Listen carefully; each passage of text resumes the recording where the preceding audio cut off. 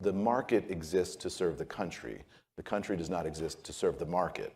And the challenge is, what do you do when something is good for the market, but not good for the country? And that's the challenge you said. Well, the bigger challenge is to think about it this way. The Cold War ends, and everyone feels like, all right, democracy is won. Everyone's going to be a free enterprise liberal democracy.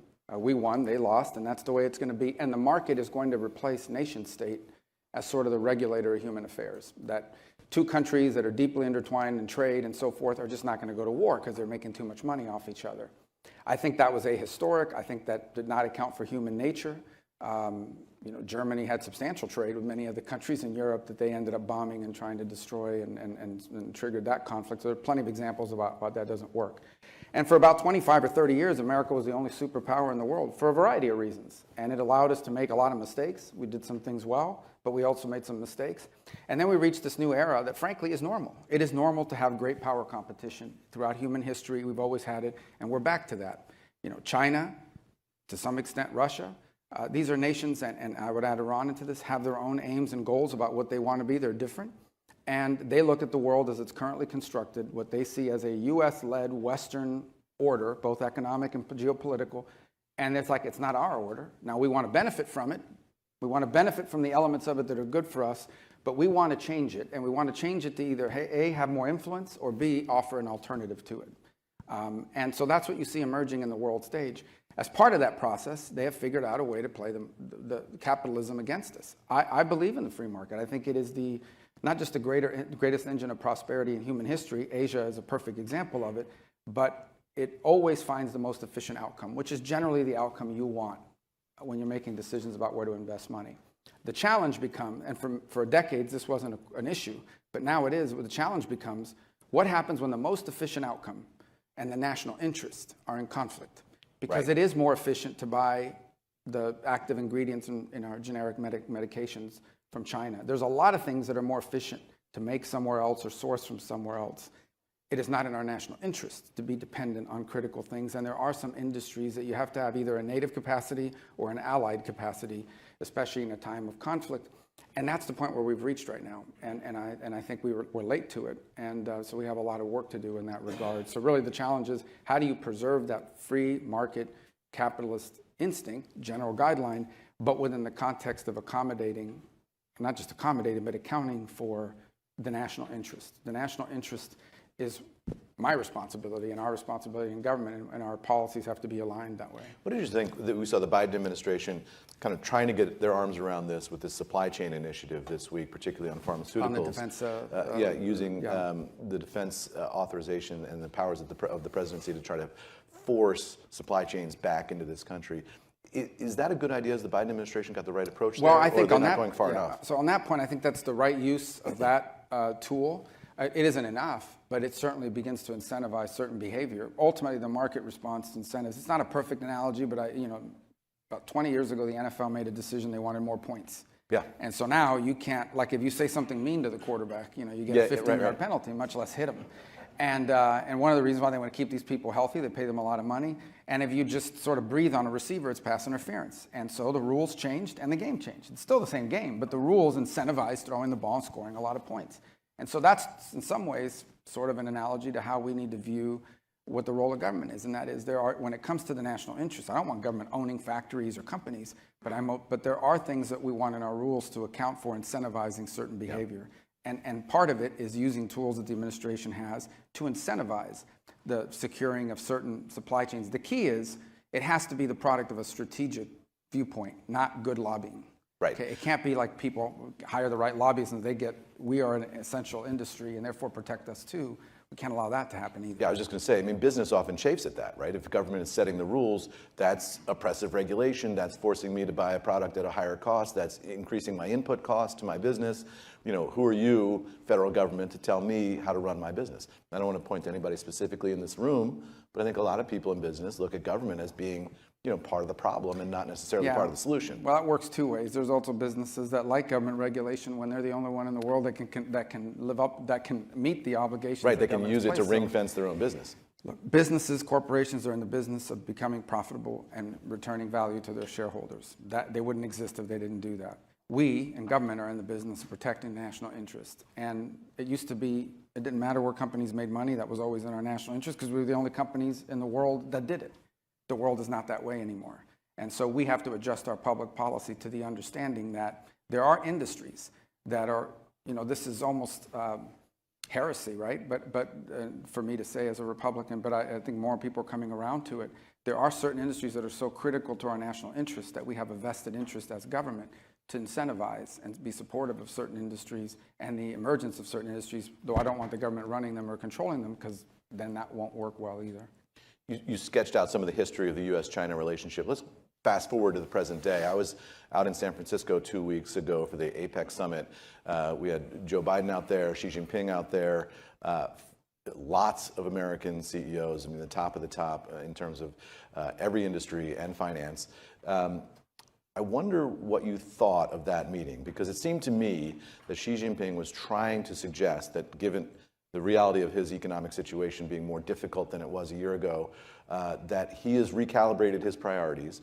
The signal he had been sending to the world for the past couple of years was that state control and sort of the health of the party mattered more to him than economic success in China.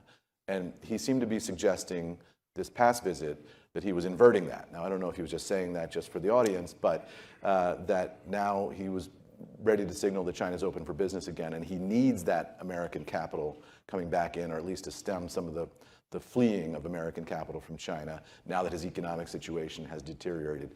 Did you read it that way? Do you think that he has shifted his priorities, or was that sort of window dressing? So a couple things. The first is I think it's dangerous to ascribe attributes of American political figures or figures elected to office to those who really, public opinion does not weigh heavily. There's not a lot of polling going on in China, right? Because, there's who cares? It doesn't matter what your opinion is. They're going to do what they're going to do. The second thing we struggle with is these guys really do have 10, 15, 20, and 30-year plans. And they don't have to have a town hall meeting to do things. They just do it. They execute, they make a mistake, they recalibrate, they go, and they have we have like 30-day plans, 15-day plans. How are we going to get out of here by Christmas? How are we going to fund the government in January plans? Right. And so that's a huge disadvantage. So the first point is that. The second is their broader strategic viewpoint has not changed. And their preference is to arrive at that point that they think they belong. We struggle with this. This is an ancient civilization. We are 240-something years old. Okay, this is an ancient civilization that views the last 100 years as an aberration, that believes that it is their rightful place in the world, not just to be the most powerful nation in that region, but probably the most powerful nation on earth. And they think it's inevitable. They view America and the West writ large as in decline, in late-stage capitalism, and cultural decline, social decline.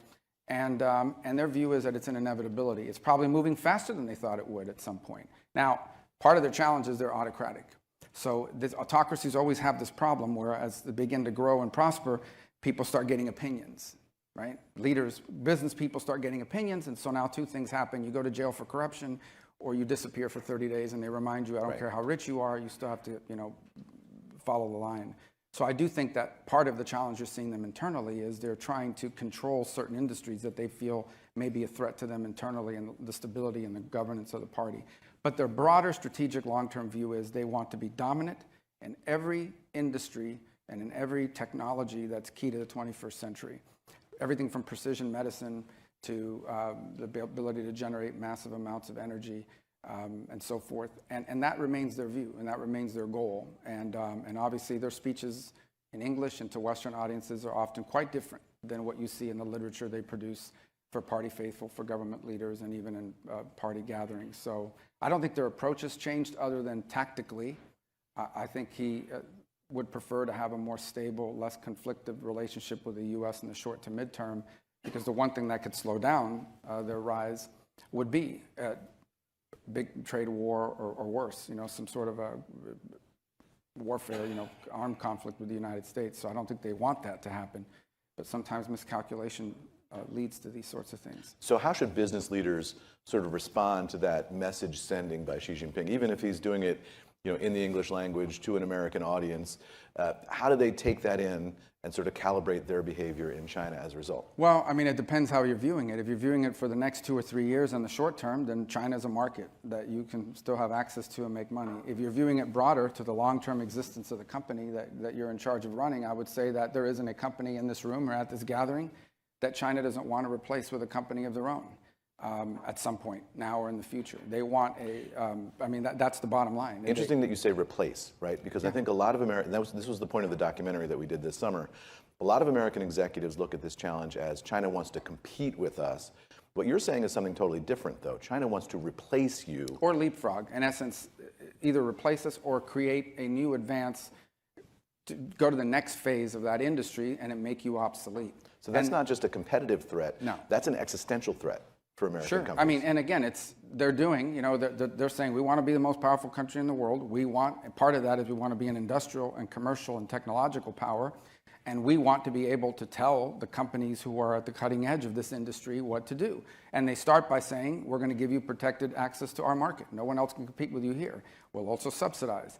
We'll also help you go overseas and cut deals where you actually don't make money. You lose money, but it doesn't matter because you're capturing market share. And that's what matters at the end of the day.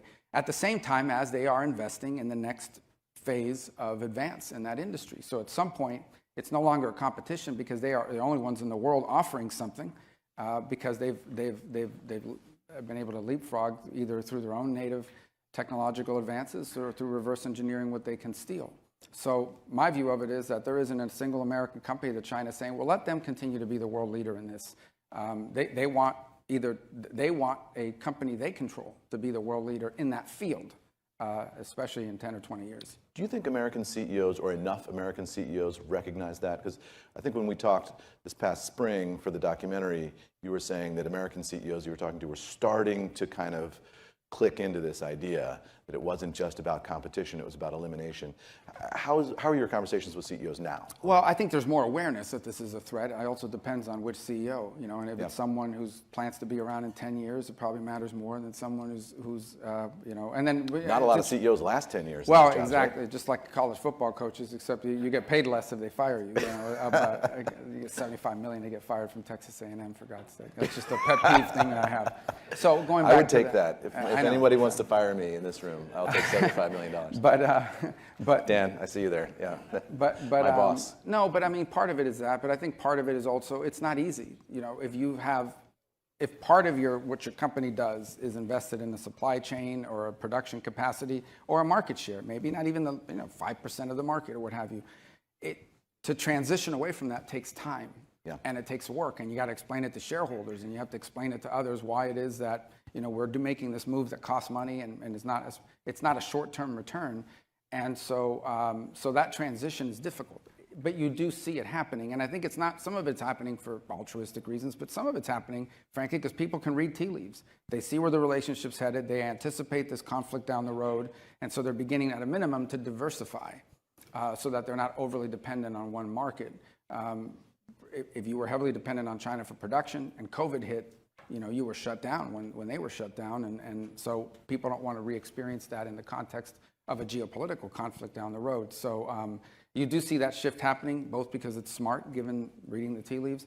And I do think there are some that are sort of genuinely concerned. And there's greater awareness about it today than there was 5 or 6 years ago. Across the board, I would even include academia. 5 years ago, Warner will tell you this, we did these road shows.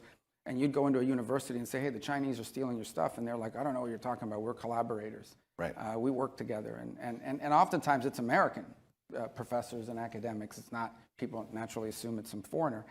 Somebody comes to you and says, hey, we'll give you all this money for your research.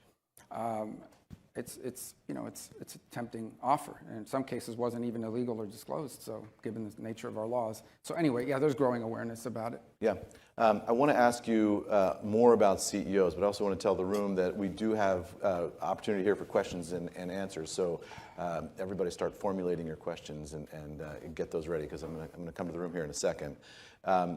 But I wanted to ask you about this extraordinary moment that I witnessed in San Francisco. I went to the dinner that was hosted by the U.S.-China Business Council in honor of Xi Jinping.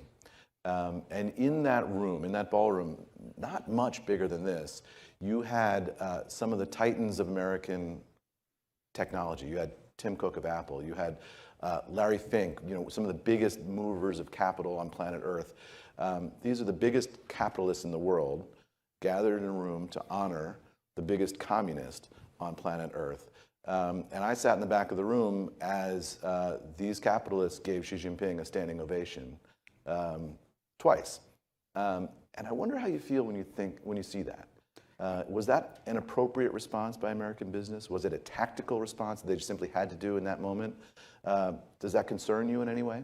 Well, I just think it reaffirms a couple things. China, when people talk about a new Cold War, this is nothing like the Cold War. The Soviet Union was never a commercial, industrial, technological competitor at the scale that China is. This is the second largest, maybe largest economy in the world, not per capita, but in gross zones.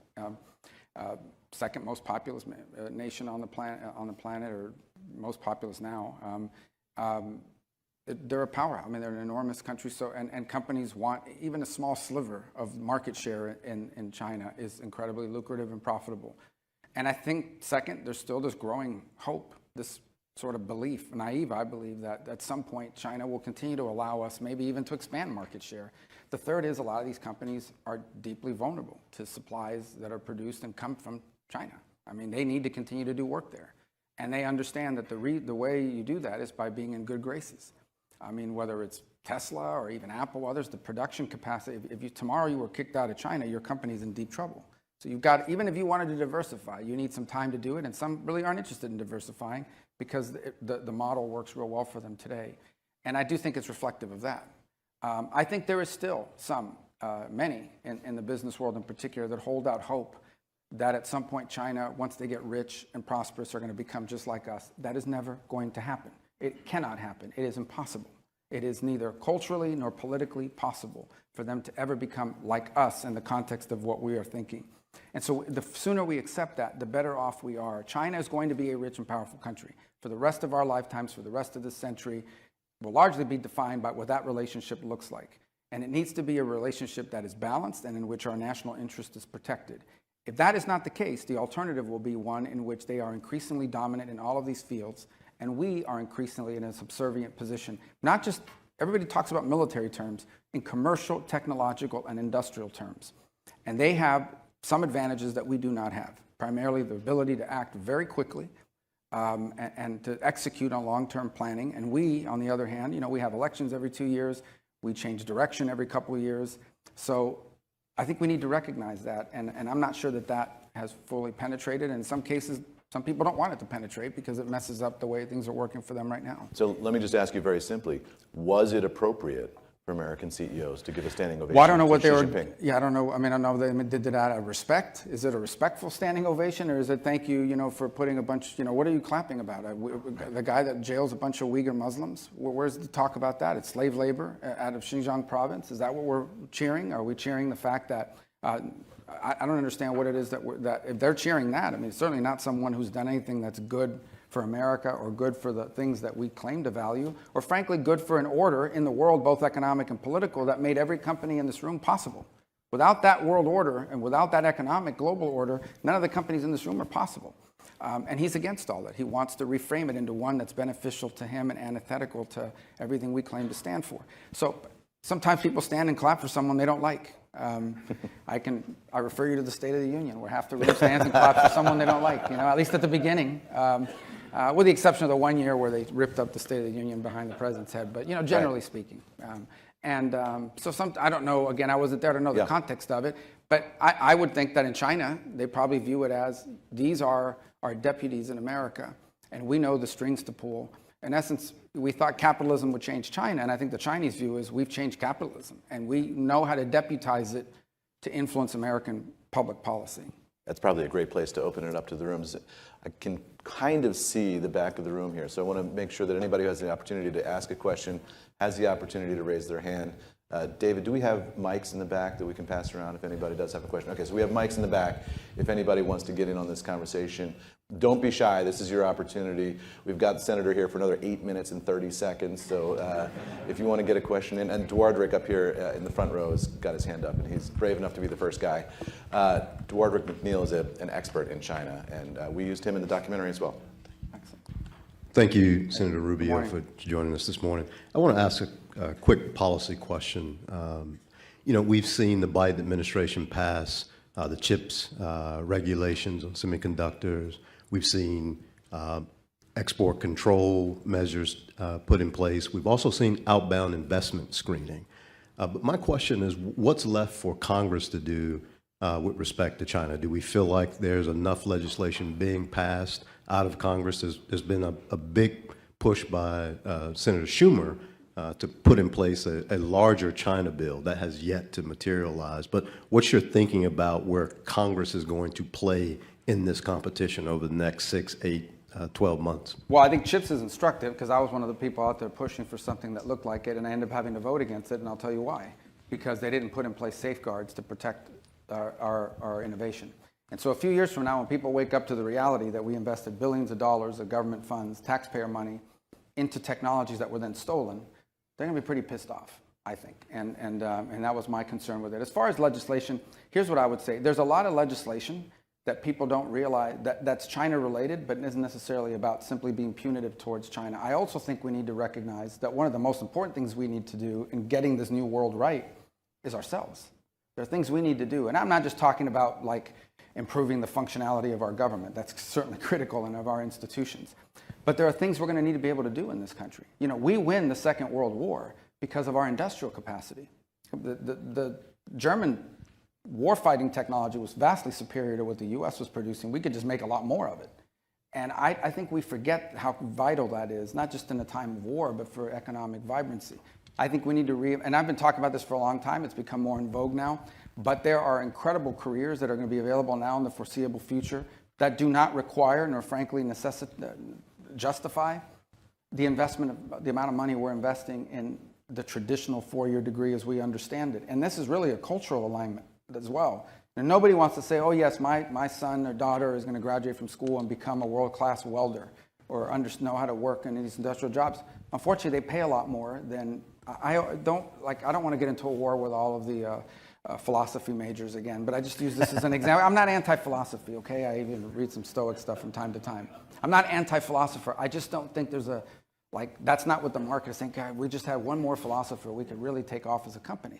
and I do think the one thing I hear a lot about is we have this massive we have this workforce shortage of skill that's just not available. And we need to have a higher education system. And by that, I include high school. There's no reason why people can't graduate high schools certified with some of these skills that make them immediately employable. And that's an example of something, I don't know if the federal government can run it, but we have to find ways to be more creative and incentivize that and create some sort of a cultural shift in the mindset of our people as well. That's an area that people don't associate directly with China, but really it does have to do with our ability to stay competitive. And I would say one more piece in that regard is just the way we view public policy in general. And that is we have to reintroduce at some level the dynamic of the national interest and economic. There are industries, and this requires more of a strategic plan than a tactical one.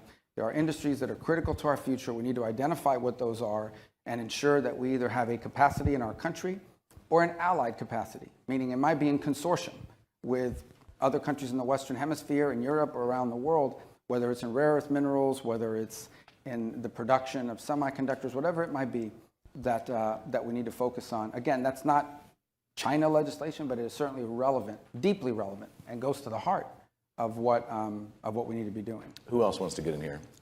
Go ahead. You have the mic coming. Mike's coming around. These are the guys that weren't up till 10:30 or 11. That's right. Yeah, I left the dinner at 9:30 last night, just as dessert was being served. I think some people were in for the long haul last night.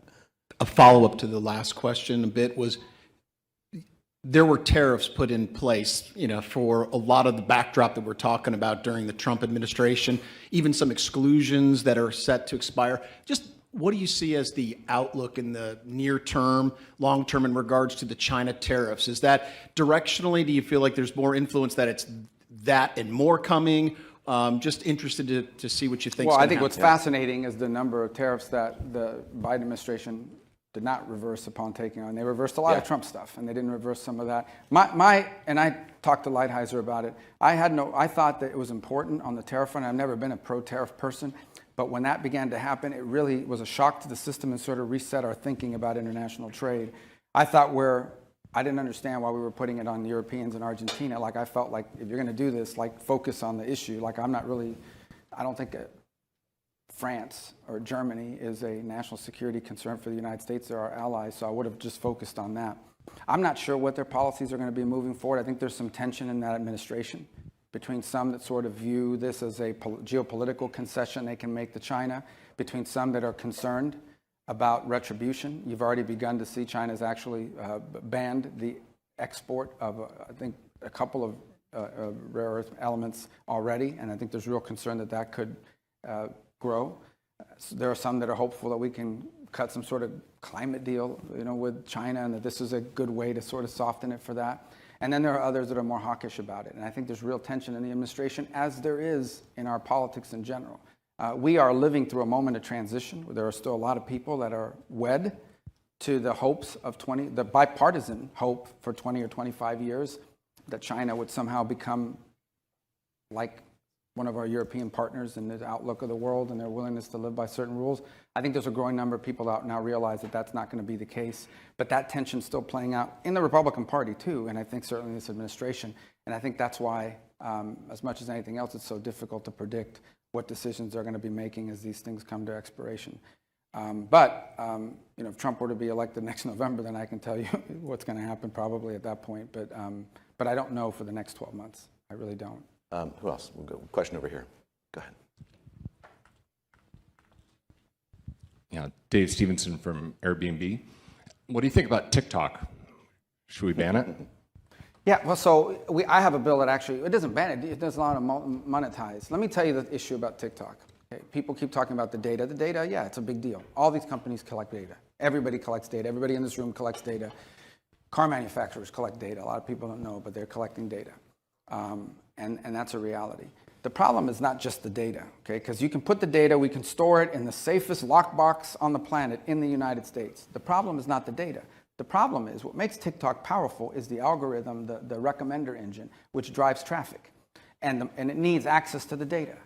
Chinese law, not one law, but two separate laws say that technology can never leave China, which means that the engineers who control the recommender engine are the ByteDance engineers in China. And that recommender engine does not work unless it has access to the data. So no matter where you store it, those people in China have to have access to that data in order to be able to use it. So it's not the booty videos that I'm worried about. It's not that TikTok, it's not the annoying people saying stupid things on there about, drink a gallon of bleach and see what happens. I mean, I wouldn't do it, but I'm saying that's not what concerns me is what happens in a time of real conflict. Like what happens when you dedicate yourself to driving not just messages, but manipulating that algorithm. For example, to convince Americans that Taiwan is not worth fighting for. Or, in many cases, think about that. Where we know that a substantial percentage of Americans under the age of 35 are getting their news and information from TikTok, meaning what they view as true in the world is based on what people are seeing it. We recently saw this with these stupid letter to America bin Laden videos, which is, I never thought I'd live to see the day where people were saying this craziness. And that algorithm was encouraging it. That is the challenge for me in the long term, is it can be weaponized against us to influence American public opinion and ultimately to really destabilize our country in that way. And it's not just that. What do you think that algorithm, what companies in the world is that algorithm going to be beneficial to in the long term? It's not going to be American companies. That algorithm will know more about our market and our consumers than our companies do. And what I mean more is, one thing is for Facebook to know it and Twitter to know it or X, but this is an entity that has to respond to the commands of the government. They will weaponize that to influence and benefit their commercial entities, their national champions at the expense of ours.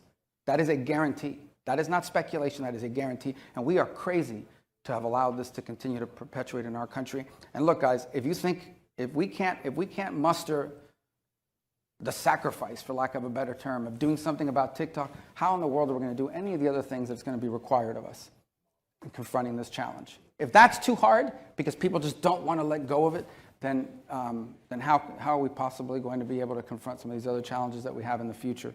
So yeah, it's not about banning it. It is about allowing them not to be monetized, unless they're going to transfer the algorithm to the U.S., which they can't and won't do because Chinese law doesn't allow it. We've got one more question over here. Edmund Reese, thank you. Edmund Reese from Broadridge. Thank you for your comments this morning. With the increased focus on advantage and dominance instead of collaboration and competition, there's more fragmentation, more alliances like China and Russia. Can you share some thoughts on the relevance and importance of some of the existing partnerships and larger alliances to combat combat some of the points you're talking about? It's a great question, and it's right on point. So two things. One of our great national strengths is our alliance system, not just in Europe, but in Asia. You look at Asia, Asia's had best 30, 40 years. The Indo-Pacific has had the best 30, 40 years of its history in terms of economic advancement and so forth. Much of that is a product, not of a system we helped them to set up, but it's now their system. And it's what China is directly challenging. It's what they now want to come to be dominant over and replace. And so I think all those countries have a vested interest in protecting and sustaining their system, which we have been allied with. And so I think these alliances are critical, and our ability to mobilize this global alliance is critical to confronting these challenges, because all of these countries, from Australia to Germany, everywhere in between, some are more vocal than others, but all understand it and see it for what it is. The flip side of it is the Chinese are now the senior partner in that relationship. The Russians are a junior partner. The Iranians are a junior partner as well. And I would add North Korea to the mix. And there's a couple other places that I would align, but much smaller, like Venezuela and others. What they all share in common is they do not like a Western-led, US-led world order that can sanction them and leverage them and forces them to deal with things like human rights and so forth. They don't like it. They don't want to. And so they want to at least to be able to challenge it, not be isolated by it, or potentially replace it, which is the pitch that Xi is making to the world, is the US is unstable. They're a source of conflict and instability everywhere in the world. We, on the other hand, are a more stable partner, and we're not going to judge you or interfere in your internal affairs. So those countries, for different reasons, are all vested in replacing that global system with a new one, or at a minimum challenging it. And they are increasingly collaborating across every front. One of the reasons why Russia has been able to reconstitute its military capabilities is because of munitions provided by the North Koreans and by the Iranians, and the Chinese willingness to continue to buy their oil and help them finance a lot of this. So it's a real alliance. It doesn't look like NATO. Okay, nothing like NATO. It's looser in that regard, but nothing brings people closer than what they view as a common adversary. And all of them have a common adversary, although they have different aims. Iran wants to be the dominant. They want a Muslim order in the Middle East centered on Tehran. The Russians want to return to a sphere of influence politics in which they have tremendous influence over Eastern Europe and are viewed as a co-equal to the United States on the world stage. And the Chinese, frankly, want to be the world's most dominant country. They want to be what we were in the 20th century, period. But they are aligned, they all focused on one singular challenge, and that adversary in their view, and that is the United States. So that partnership is real, and it's grown, and it's not just military. They don't just exercise together. They are increasingly aligned on issues like trade and so forth, and even on eventually, and I think you're headed there pretty quickly, on sanctions evasion and the ability to evade dollarized, dollar-based sanction system that's in place in the world today. And you see them working in conjunction. So it's a real challenge that we face. 万事不求人，私人助理、私人顾问时代来临了。六度万事，万事相助，超强博士群不断奉献专项服务，信息、财经、健康、文娱、教育、旅游、消费、科技、美食，让您的生活品质全线升级。六度世界现在体验，请去3w.6度.world。限时免费期间，全体注册网友免费使用付费版的高级功能如下：支持论坛搜索，免费画图。第一步，点击右上角最左边的机器人符号开始对话，像图片中红框中的那样。第二步，如图选择六度万事，我们未来将推出更多的 AI 供大家选择。然后就可以与六博士悄悄畅谈了。还支持论坛内部信息搜索哦。您还可以让六博士做你的助手，帮你绘制漂亮图片。最后可以点击添加好友进来，一起与六博士工作。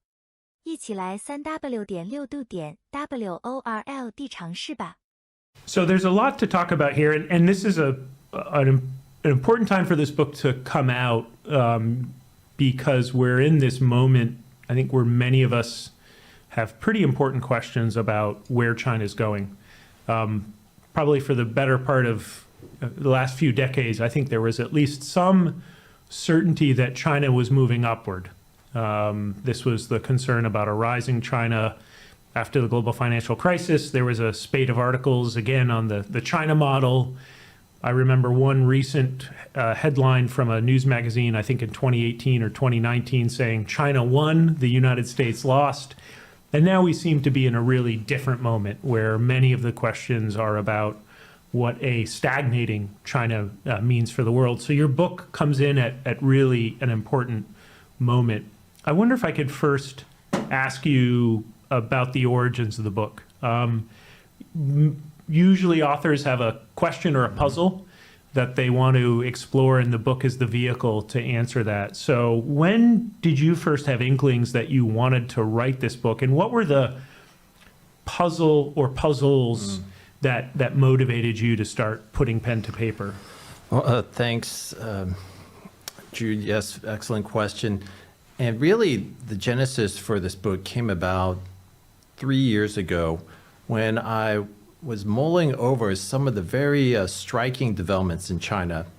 There is, first off, the process of centralization under Xi Jinping, the norm breaking over and over again that we saw. And I saw it really shocked and mystified a lot of China watchers, including me, who did not anticipate these trends.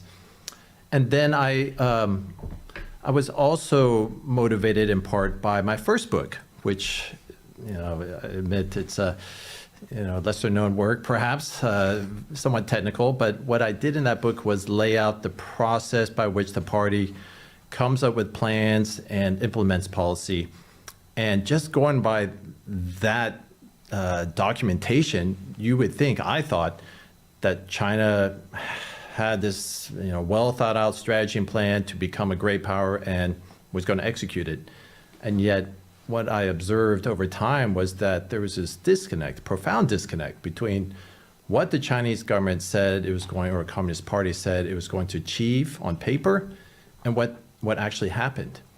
And it was this growing disconnect between ambition and reality that got me to scrutinize more closely, this process of policy implementation. That's really what I'm looking at, is what are the political problems that make it difficult for countries like China to implement policies that could help them become rich and strong.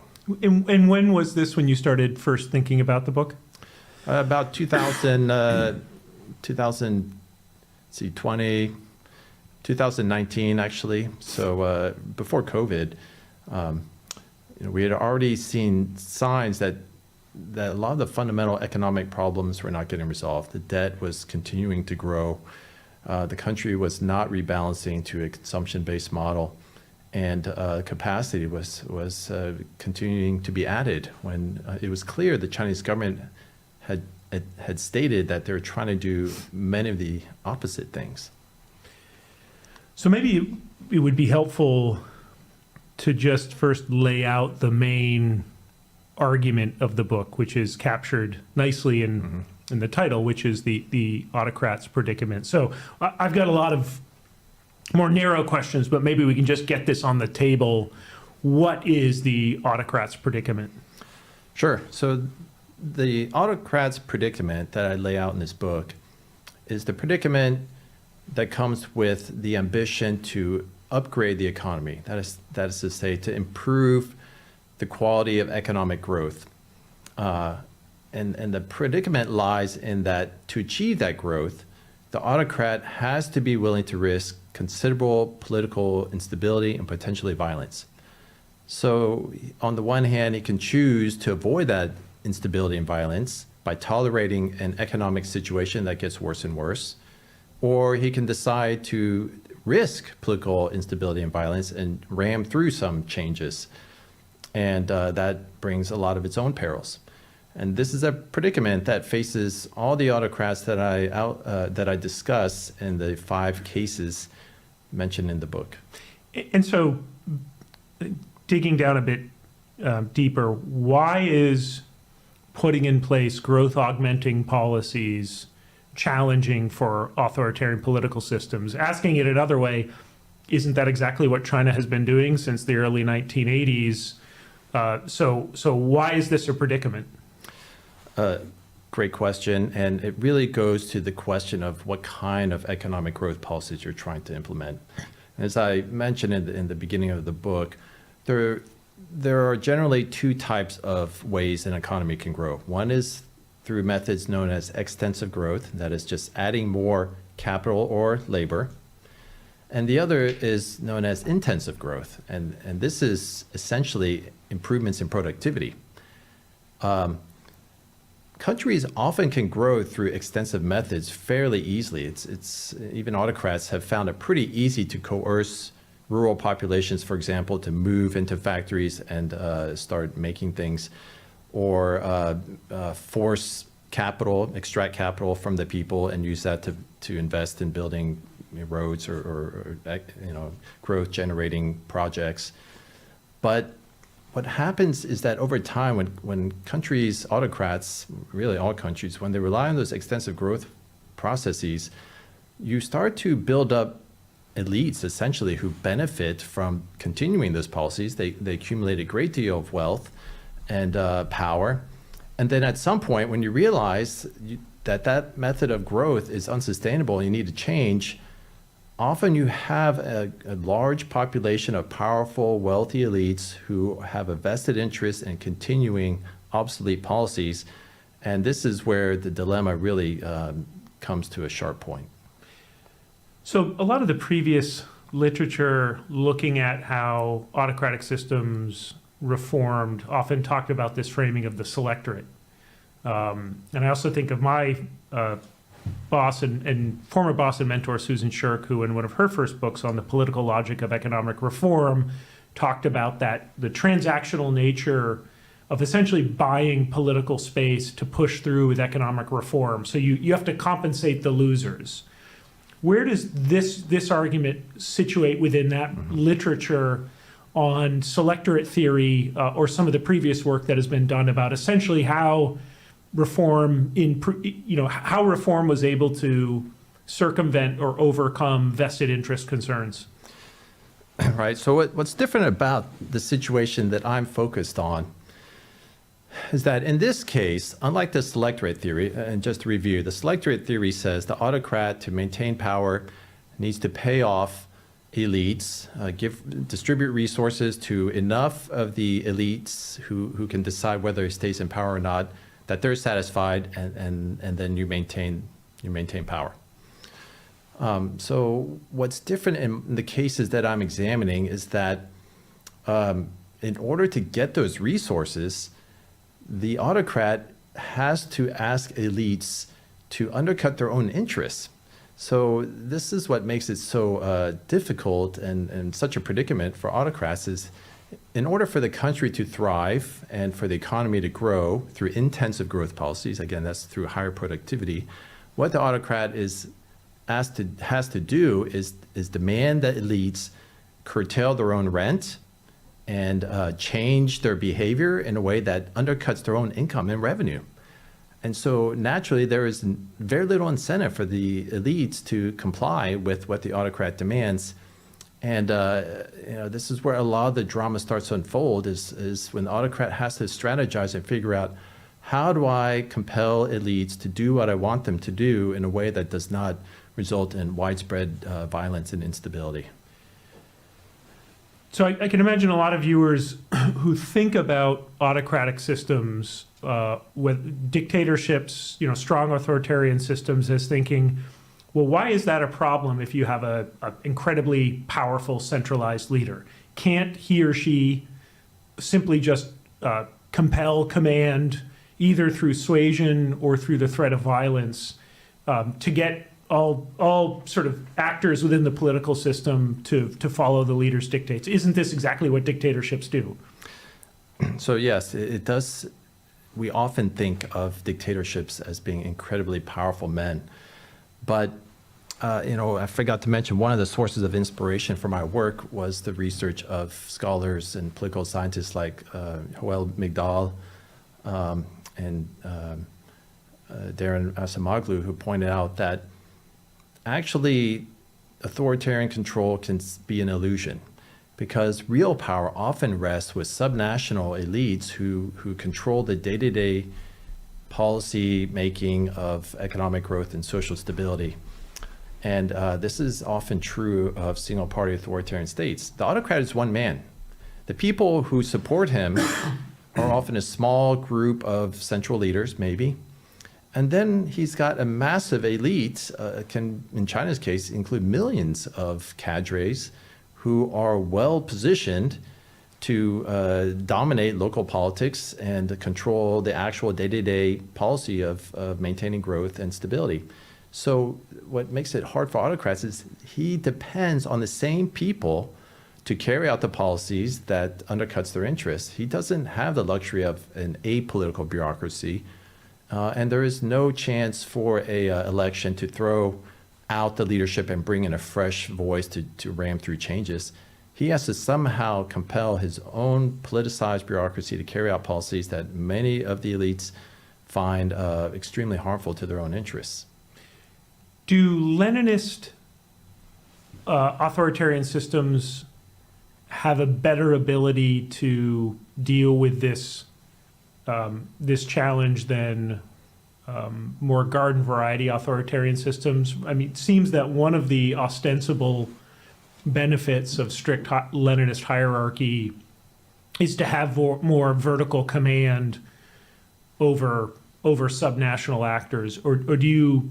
Is your argument that even in a Chinese Leninist system, that this problem is pretty extensive? So here's how where we get into the actual theory that's at the center of the book. So what I propose in my book is this theory of the enabling condition. And what I mean by the enabling condition is this idea that there is an optimal political configuration that is necessary for any autocrat, no matter the regime type, even democracies actually, for them to carry out intensive growth policies. And this optimal configuration consists of a strong central leader, weak elite opposition, and a population with a high mobilization capacity.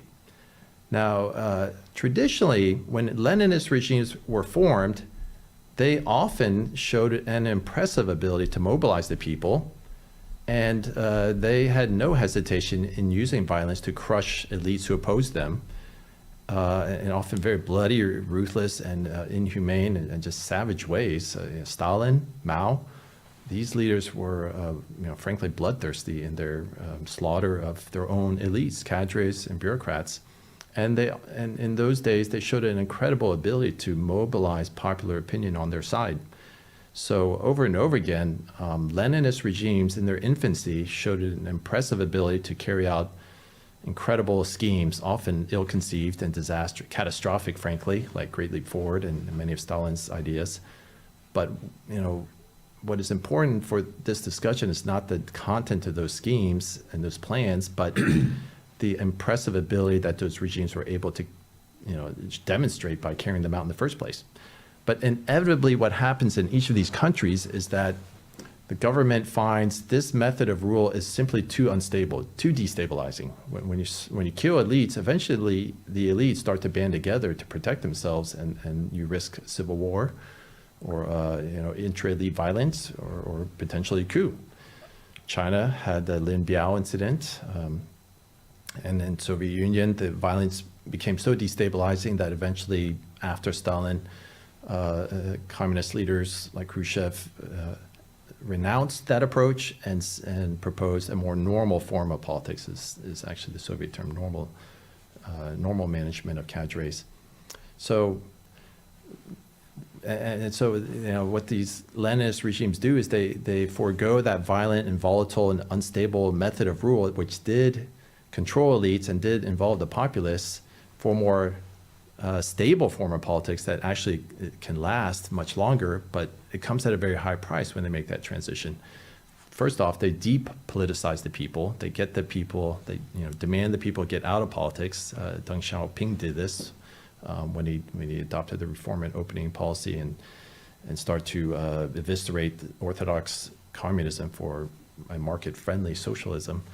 And the Soviet Union, of course, after Khrushchev, the Communist Party downplayed the role of the people in getting involved because they wanted to focus more on personal issues and keep them out of politics.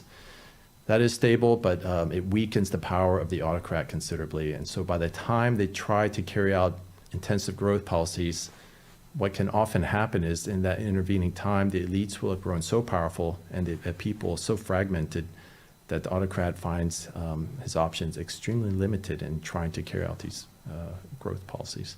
Yeah, and we'll get into Xi Jinping a little bit later, because in some ways it sounds like you're describing a situation that he inherited when he came to office. Just a final question or two at the theoretical level. Do you think it is possible for a Leninist one-party state to put in place this intensive growth and still have a party system which retains its resiliency and durability? As you mentioned, you could imagine where you depoliticize a population, you have busted through some of the vested interests, but then you create some of the preconditions or some of the dynamics which can lead to, again, if we're thinking about some of the dynamics that Xi Jinping inherited, dismissal or disinterest in the Communist Party by wide swaths of the population. In Xi Jinping's own internal logic, much of what he's done over the last 10 years has actually saved the party from what was a different fate. So do you think this sort of good growth augmenting policies can exist alongside a permanently stable Leninist one-party system, or are the two at odds? I'm quite skeptical that it can be done. There are two main reasons. First off, there's the problem of powerful elites, and it is proven extremely difficult for any country to find a way to reduce income inequality and reduce the share of wealth and income that elites have once they reach the proportions that they have in China and they did in the Soviet Union. They just, they with so much resources, they can frustrate, the efforts of the leadership to try to circumvent them or cut them down to size. And then the other problem is the populace. Once they become so fragmented, and what I mean by that is once their employment situation is characterized by a high level of informality, which is happening in China, when their political involvement has been reduced to basically non-involvement, and they are turning to personal pursuits to find satisfaction and no longer believe in the party. And once their social situation is characterized by extremely high levels of inequality, and therefore they are very dependent on the local party bosses, it is extremely difficult. And I cannot think of a case that where there's an example where the autocrat succeeded. It's very difficult to remobilize the people and mobilize them against the elites and carry out intensive growth policies. Incredibly difficult. The one case I cited in my book, Taiwan, just to underscore this point, because Taiwan is very lucky in many ways when it attempted to carry out intensive growth policies in the late 70s. The elites were quite weak relative to the KMT autocrat, and the people were highly integrated into the workforce. It's a very high proportion of formal labor, and the industries were largely domestic and integrated with upstream, downstream linkages. So there's a lot of incentive for many actors to support the upgrading policies, and those incentives don't exist otherwise in most Leninist-run countries. You've talked about the risk involved for an autocrat in trying to push through these intensive growth policies. I'm curious, when does the lack of economic reform and thus economic growth become its own political risk?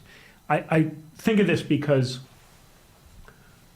as long as I've been focused on China, I have at various times heard pundits say something to the effect of, if China's GDP falls below X% a year, social instability will break out, and or the Communist Party will lose its legitimacy. I've always struggled with that rigid formula. Firstly, because I remember hearing this when that growth percentage was 8%. And the idea was when they fall below 8%, the party is doomed, and we have certainly fallen below 8%. I'm hearing another round of it, where if it goes any lower than it is now, even if we take that framing off the table, though, I do see there is a good intuition behind the connection between producing economic output and therefore opportunity and how much buy-in the public has into the party. So do you see a political risk the other way of running an economy into the ground and thus inciting sort of mass discontentment? Absolutely. Again, that's one leg of the predicament is the autocrat can tolerate a worsening situation, the benefit of which is he avoids political instability, does not have to challenge his own elites. But the downside of that is your economy gets worse and worse. North Korea, I think, is an extreme example of the lengths an autocrat has to go to if they don't want to risk, political instability by maintaining an just simply unsustainable economic deterioration. It's crushing destitution and just unbelievable human miseries in North Korea. Soviet Union is another example where reforms were put off year after year after year until it degenerated into crisis. And by that point, Gorbachev was really pushing uphill, and his prospects were very bleak in trying to finally carry out the intensive growth changes he had been seeking. China's case, I think we have to bear in mind, it's not really the GDP growth, annual GDP growth number that is important. It is the growth in per capita GDP per citizen.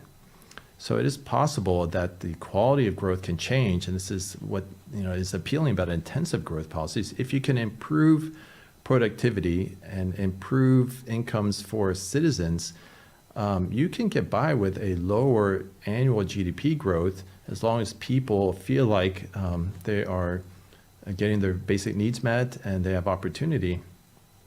But and that's exactly why autocrats often want to try to carry out intensive growth policies. It's just that politically it is incredibly difficult to do so. So the book in its structure has several chapters on theory, and then you have a number of case studies on China, on Deng Xiaoping, Hu Jintao, Xi Jinping. You look at the Soviet Union, and you look at Taiwan. Unfortunately, we don't have the time to go into all of these. So I wanted to pick two that I'm most personally interested in, which is to look at Deng Xiaoping, and then I think to look at the president and look at Xi Jinping. So again, you're looking at this autocrat's predicament in each of these case studies facing each of these leaders. Let's go back to Deng. You're talking about the period right after the collapse of the Soviet Union, or at the tail end of the Soviet Union, and of course right after China's own domestic turmoil in 1989, including the massacre at Tiananmen Square. So first, can I ask you to lay out what exactly the leadership, what were the debates in the leadership at that time, and what was Deng's theory of the case for why China needed to aggressively move in a pro-market, might be pro-state capitalist direction? Yes. So, yes. That case study begins around 1991, and what had happened was not only the collapse of the Soviet Union, but the Tiananmen Square massacre. So there was an intense debate in the central leadership, Communist Party of China, over the future direction of China. Chen Yun, who was one of the real lions of the Communist Party at the time, a real senior leader, highly respected, and a rival of Deng. He advocated for a much more conservative economic policy that did not change a lot and that maintained a lot of the features of the command economy. And Deng vigorously opposed that. He said, in his view, that was doomed to fail, and that the hope for the country was to push much more radical changes. He was seeking essentially to liberalize markets for pricing, so that the markets would operate and allow a more efficient distribution of some of the goods on the market. And he advocated for a downsizing of the state sector to free up capital and again improve productivity. and to essentially allow businessmen to start doing business. He also advocated for partnerships with foreign firms and other ideas that the conservatives in the CCP found extremely distasteful, if not just flat out wrong. And so there was a struggle. And in this case, Deng's opposition mainly consisted of a handful of powerful senior leaders in the central leadership and not a whole lot in the rest of the country. There were a couple supporters in some of the poorer provinces, but even though Deng started this situation in '91 without formal control of the military, without formal control of the party, he was, he had some title as chairman of the Bridge, volunteer, Bridge Enthusiast Club or something like that. He didn't have formal titles. He didn't actually have formal control of the military. And yet, what he did have was the tacit support of many cadres throughout the bureaucracy, all the way through the provinces. And he had a lot of goodwill in the public. So when he was driven out of the party, what Deng carried out was one of his widely regarded masterstrokes of traveling through the southern provinces and appealing to the people, mobilizing popular support for his vision of economic growth and prosperity that could get people out of poverty and open opportunities to get rich. And cadres latched onto this in the provinces, and a lot of the people found this way more appealing than what the orthodox guys in Beijing were pushing. And so after a period of time, Deng mobilized popular support and used the media. His supporters gained control of some of the Communist Party media, and they put immense pressure on Chen Yun and his colleagues to fold, which they eventually did and conceded.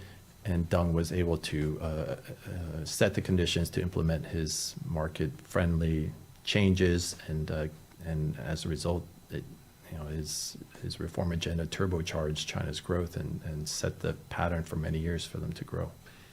On that issue of mobilization, where do you think mass mobilization matters specifically for shaping the decisions of vested interests or recalcitrant forces? Again, if I'm thinking about how many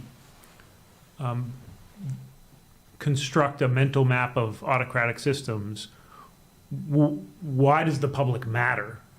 If you're Chen Yun and you're in Beijing and you've got a small conservative bastion who has a chokehold, or at least is able to mobilize an effective, obdurate coalition that is against reform. Deng Xiaoping's down in Shenzhen, and he's getting a lot of press. So what? Where does that actual popular mobilization translate into either a threat to, or at least a cost imposition on conservative forces? Right. So the key is that the cadres themselves are somewhat up for grabs throughout the bureaucracy.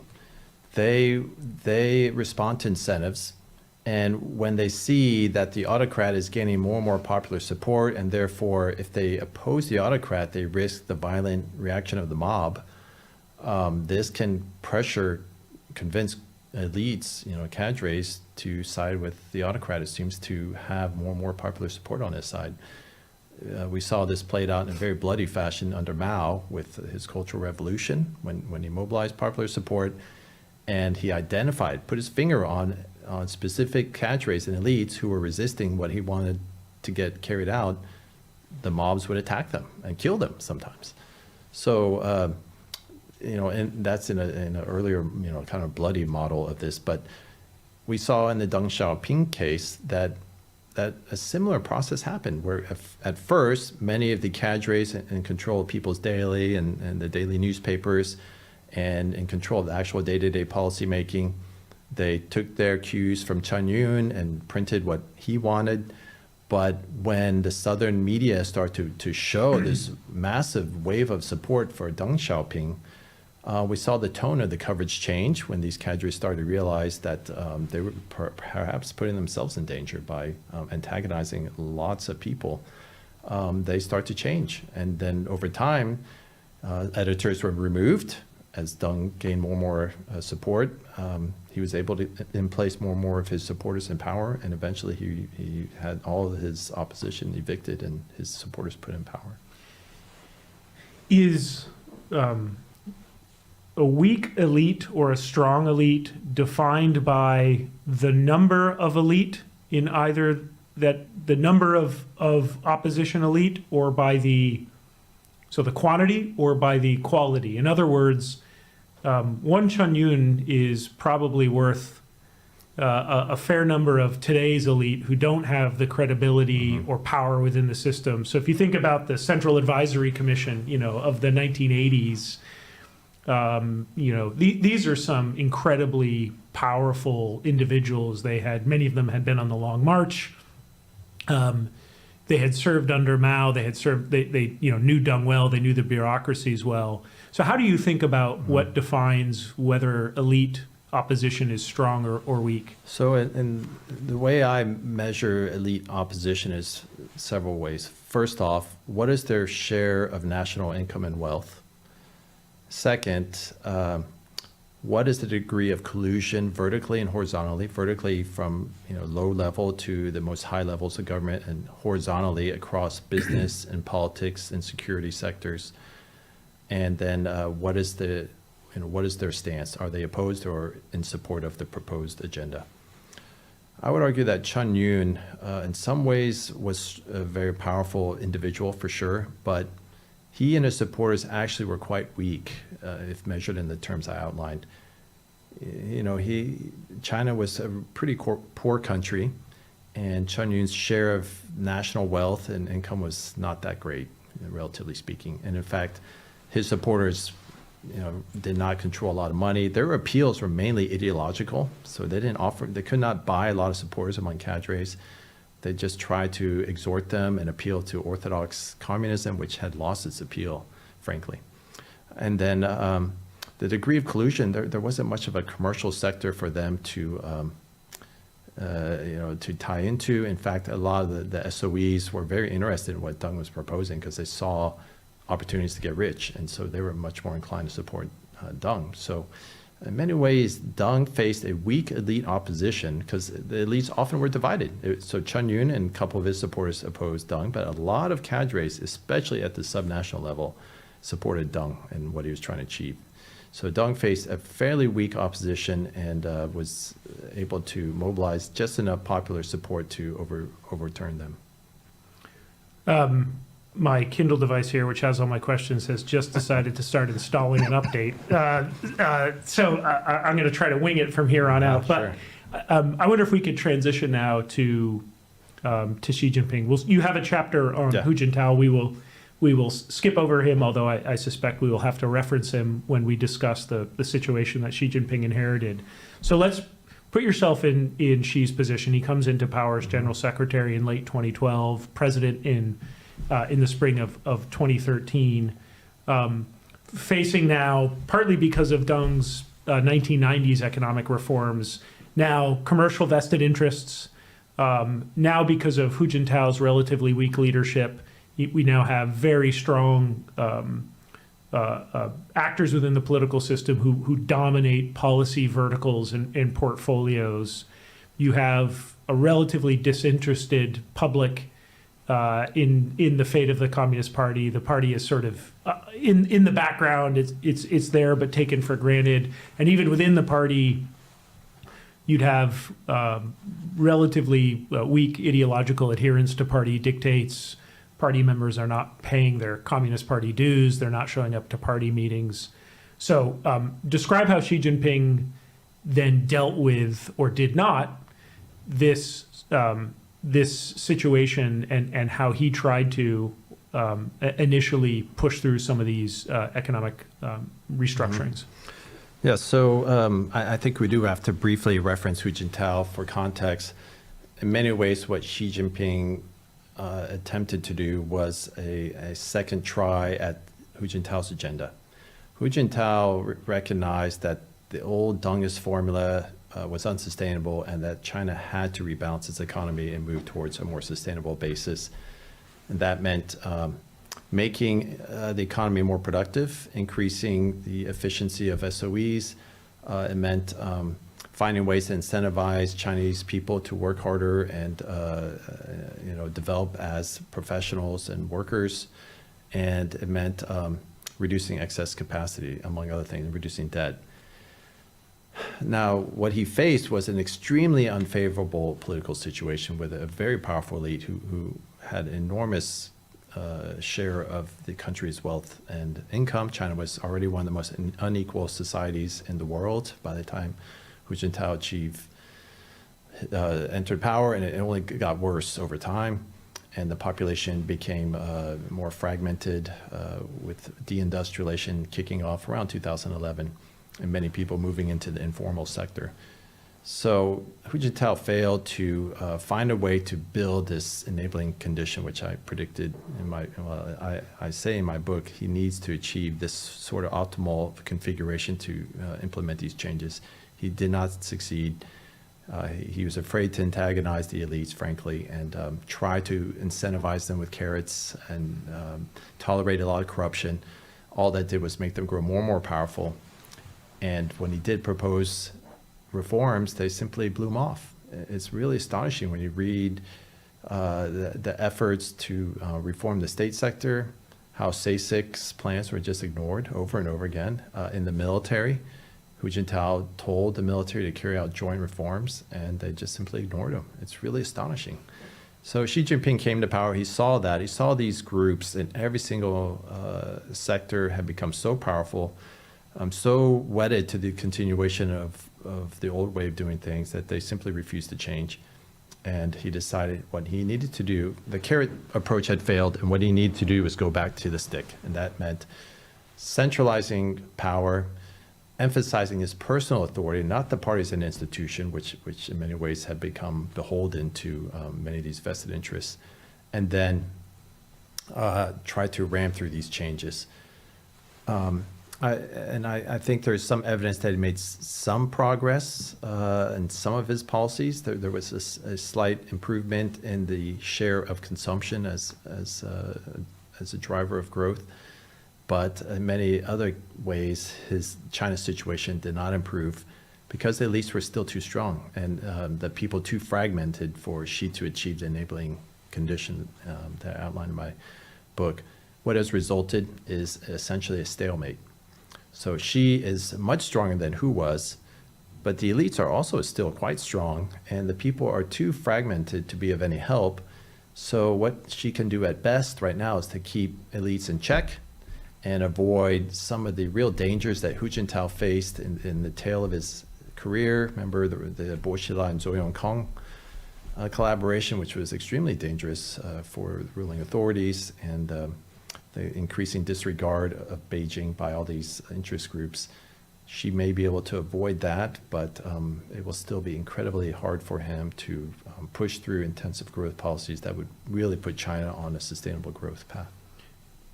Who in the Xi Jinping era are the elites?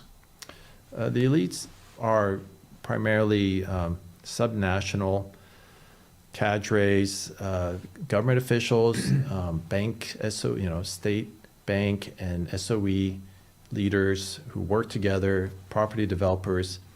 The elites at the subnational level of a government, business, interlocking variety that really control the reins to day-to-day growth and keep perpetuating policies that are incredibly wasteful and counterproductive for China if it really wants to grow on a sustainable basis. Can I ask a question about what explains then areas where Xi Jinping has been able to push through pretty significant policy restructurings? If we think about the reform in the PLA, a lot of the characteristics that you've mentioned in terms of elite opposition would absolutely be prevalent and present in such circumstances. So what do you think distinguishes areas where Xi Jinping has been able to overcome elite opposition. Think about the anti-corruption campaign, right, which is still raging today and obviously requires upsetting or smashing the iron rice bowl of cadres in the system. Again, the restructuring of the PLA, which is no mean feat. Why is he able to do it in some areas and not others? Well, the central government, let's not forget, is mainly responsible for foreign policy and security or military. So that means the PLA's money primarily comes from Beijing. Xi Jinping controls access to resources for the PLA. So yeah, he starts off with a great deal of leverage in that area. It's a kind of leverage he doesn't have for economic policy, because 70 to 80% of the budget's government spending and revenue is done at the subnational level. Beijing actually has a very small role to play in overall expenditures for economic development. That's all controlled by the subnational governments. So it's his lack of leverage over the subnational governments that makes it much harder for Xi to compel them to carry out policies that they don't want to carry out. There are numerous examples I cite in my book, but a couple stick in my mind. And one example is that the Xi Jinping government recognized there was excess capacity in coal production, and it wanted to reduce the volume of coal. So they tried, decrees and demanding that all the provinces reduce the number of volume of coal that's produced. And yet, what they found was that the subnational governments and the SOEs and the companies that they worked with, they found a way to lobby the regulatory group that was monitoring all this and get exemptions. And they succeeded to such a degree that actually coal production increased over time.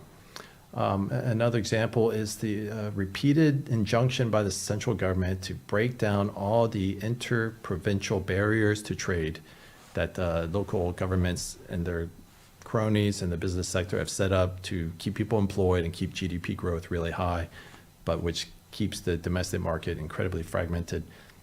I mean, starting in the 90s, Jiang Zemin issued the exact same decrees and law after law, and they have, from what all evidence suggests, done very little to actually break down those barriers.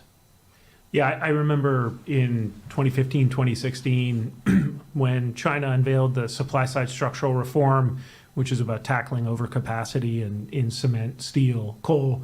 One of the things I learned when I was looking into that is the role of steel, cement, coal industry associations as essentially quasi-regulators, but these were all essentially captured regulators because they were, they were deeply intertwined with the precise firms. They were essentially responsible for demanding capacity cuts. But it speaks to the issue that you mentioned at the beginning of our discussion of, even if you're incredibly powerful within Beijing, as the old saying goes, the sky is high, the emperor is far away.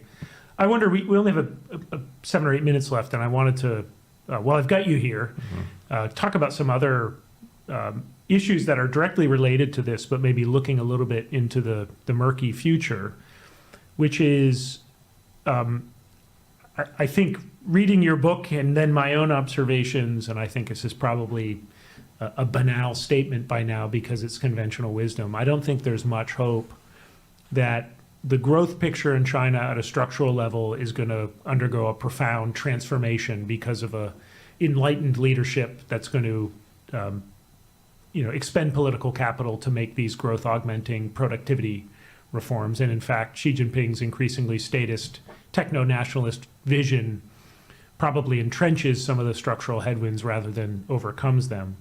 I think a big question on the minds of many, and indeed we have you back here tomorrow for a closed door workshop on this where we're going to ask you, which is, what is an economically stagnating China, how does it behave? And one of the key areas that there is a concern is sort of a wag the dog scenario where, as China's economy continues to decline, the leadership will either become more sensitive to external slights or feel that is politically advantageous to lash out against an external actor to try to distract or unify the Chinese people. How do you think about that argument now? Do you see merit in it? And if you do, where are the areas that you see potentially Chinese truculence growing? Well, I do think a lot about what all this implies for China's trajectory, and a couple of thoughts I have is, first off, I think the succession question becomes really important, and I think really risky, because in order to maintain this situation of a stalemate between Xi Jinping and all these elites, he has had to personalize his authority, and there's naturally a question of, how does China transition to the next person who can maintain such a high concentration of power to keep the stalemate going? Because I think the stalemate is actually probably China's best case situation. The worst case situation is something that degenerates into a Gorbachev-like situation, where the elites become so powerful and the central autocrat too weak to actually discipline them at all, and he becomes in danger of being overthrown, or just ignored and sidelined, marginalized as the country heads into crisis. So if that's the worst case scenario, then maintaining a stalemate like China has may be one of the better of the bad options that China has at this point. But it does raise questions of what, how does China transition after Xi, which I am increasingly unsure and a little nervous about. In terms of diversionary war theory, I really am skeptical that will work, mainly because of the lack of meaningful connection between the autocrat and the people. Xi Jinping is not Mao Zedong. Mao Zedong had this incredible connection with a lot of Chinese people, and he could mobilize popular support to carry out, often insane schemes, but even carry out wars, and they would follow him. And I do not think Xi Jinping has that kind of personal authority among people, because a lot of people today, Chinese people, by evidence provided in polls and surveys and just reports, a lot of people have lost hope or just have become disillusioned with the party. And they feel their prospects are fairly dim, and there's just less incentive for them to trust Xi Jinping when their personal lives are much more dependent on the local party boss, who actually controls access to jobs and whatever benefits are available. So I think it's much harder today for Xi to try to distract the country from its woes by fomenting a war, because first of all, it's very unlikely that the people will buy it. I'm skeptical that people will buy the argument that the war somehow improves their situation, and it could weaken them even further. Certainly the war in Afghanistan did not help Gorbachev. What it did was empower his antagonists in the military and the party to resist him even further. I suppose the difference, though, between the example of the Soviet Union and Afghanistan and China would be, we would be thinking about conflict in an area of much closer proximity, and maybe a long-standing territorial dispute where you might see nationalist sentiment, even if there's opposition to Xi Jinping. The idea of losing Taiwan or some other piece of geography might be enough to unify. I think that's where the concern of Taiwan comes in, and is it less that Xi Jinping just decides to send the PLA, over the Taiwan Strait, and more after this coming January, if we imagine we have a victory of, let's say, Lai Ching-te of the DPP, the Beijing just really leverages that, paints this now as Taiwan hurtling towards independence, and that we have to really step up our actions and activity. So it may not be an outright invasion. It could just be ramping up tensions and using, quote unquote, provocations from the U.S. and Taipei as a reason. I don't know if any social science work has been done on Chinese attitudes after the visit to Taiwan by Speaker Pelosi and China's subsequent military exercises. So this is just a anecdotal, speculation. But does something like that appear possible to you? I think provocation is more plausible than invasion, and they're doing that already, frankly. So it wouldn't surprise me at all that election of another DPP president results in worse tensions between China and Taiwan. I think the problem for that whole idea, though, that China could do something really dramatic regarding Taiwan is that it's not clear that it would really help their standing, Beijing's standing with the people, when a lot of the people's concerns are much more fundamental in nature. Jobs, safety from crime, dealing with corruption, environmental despoliation, or fake foods and products that are killing their children. There's a lot of grievances among the Chinese people about the nature of quality of governance, and many polls by actually the Communist Party that plainly state what the people's top concerns are, and Taiwan is almost never on that list. So if Xi Jinping really wants to bolster his standing, he needs to, he says this is his priority. He needs to find ways to make progress on this domestic governance agenda. And the progress has been pretty uneven, frankly. And that's part of the reason why the Communist Party's level of support is also uneven. Tim, we only scratched the surface, but I just want to commend the book, which is really rich with insights. Like all good books, is given a new framework to think about a very complicated country with a complicated future.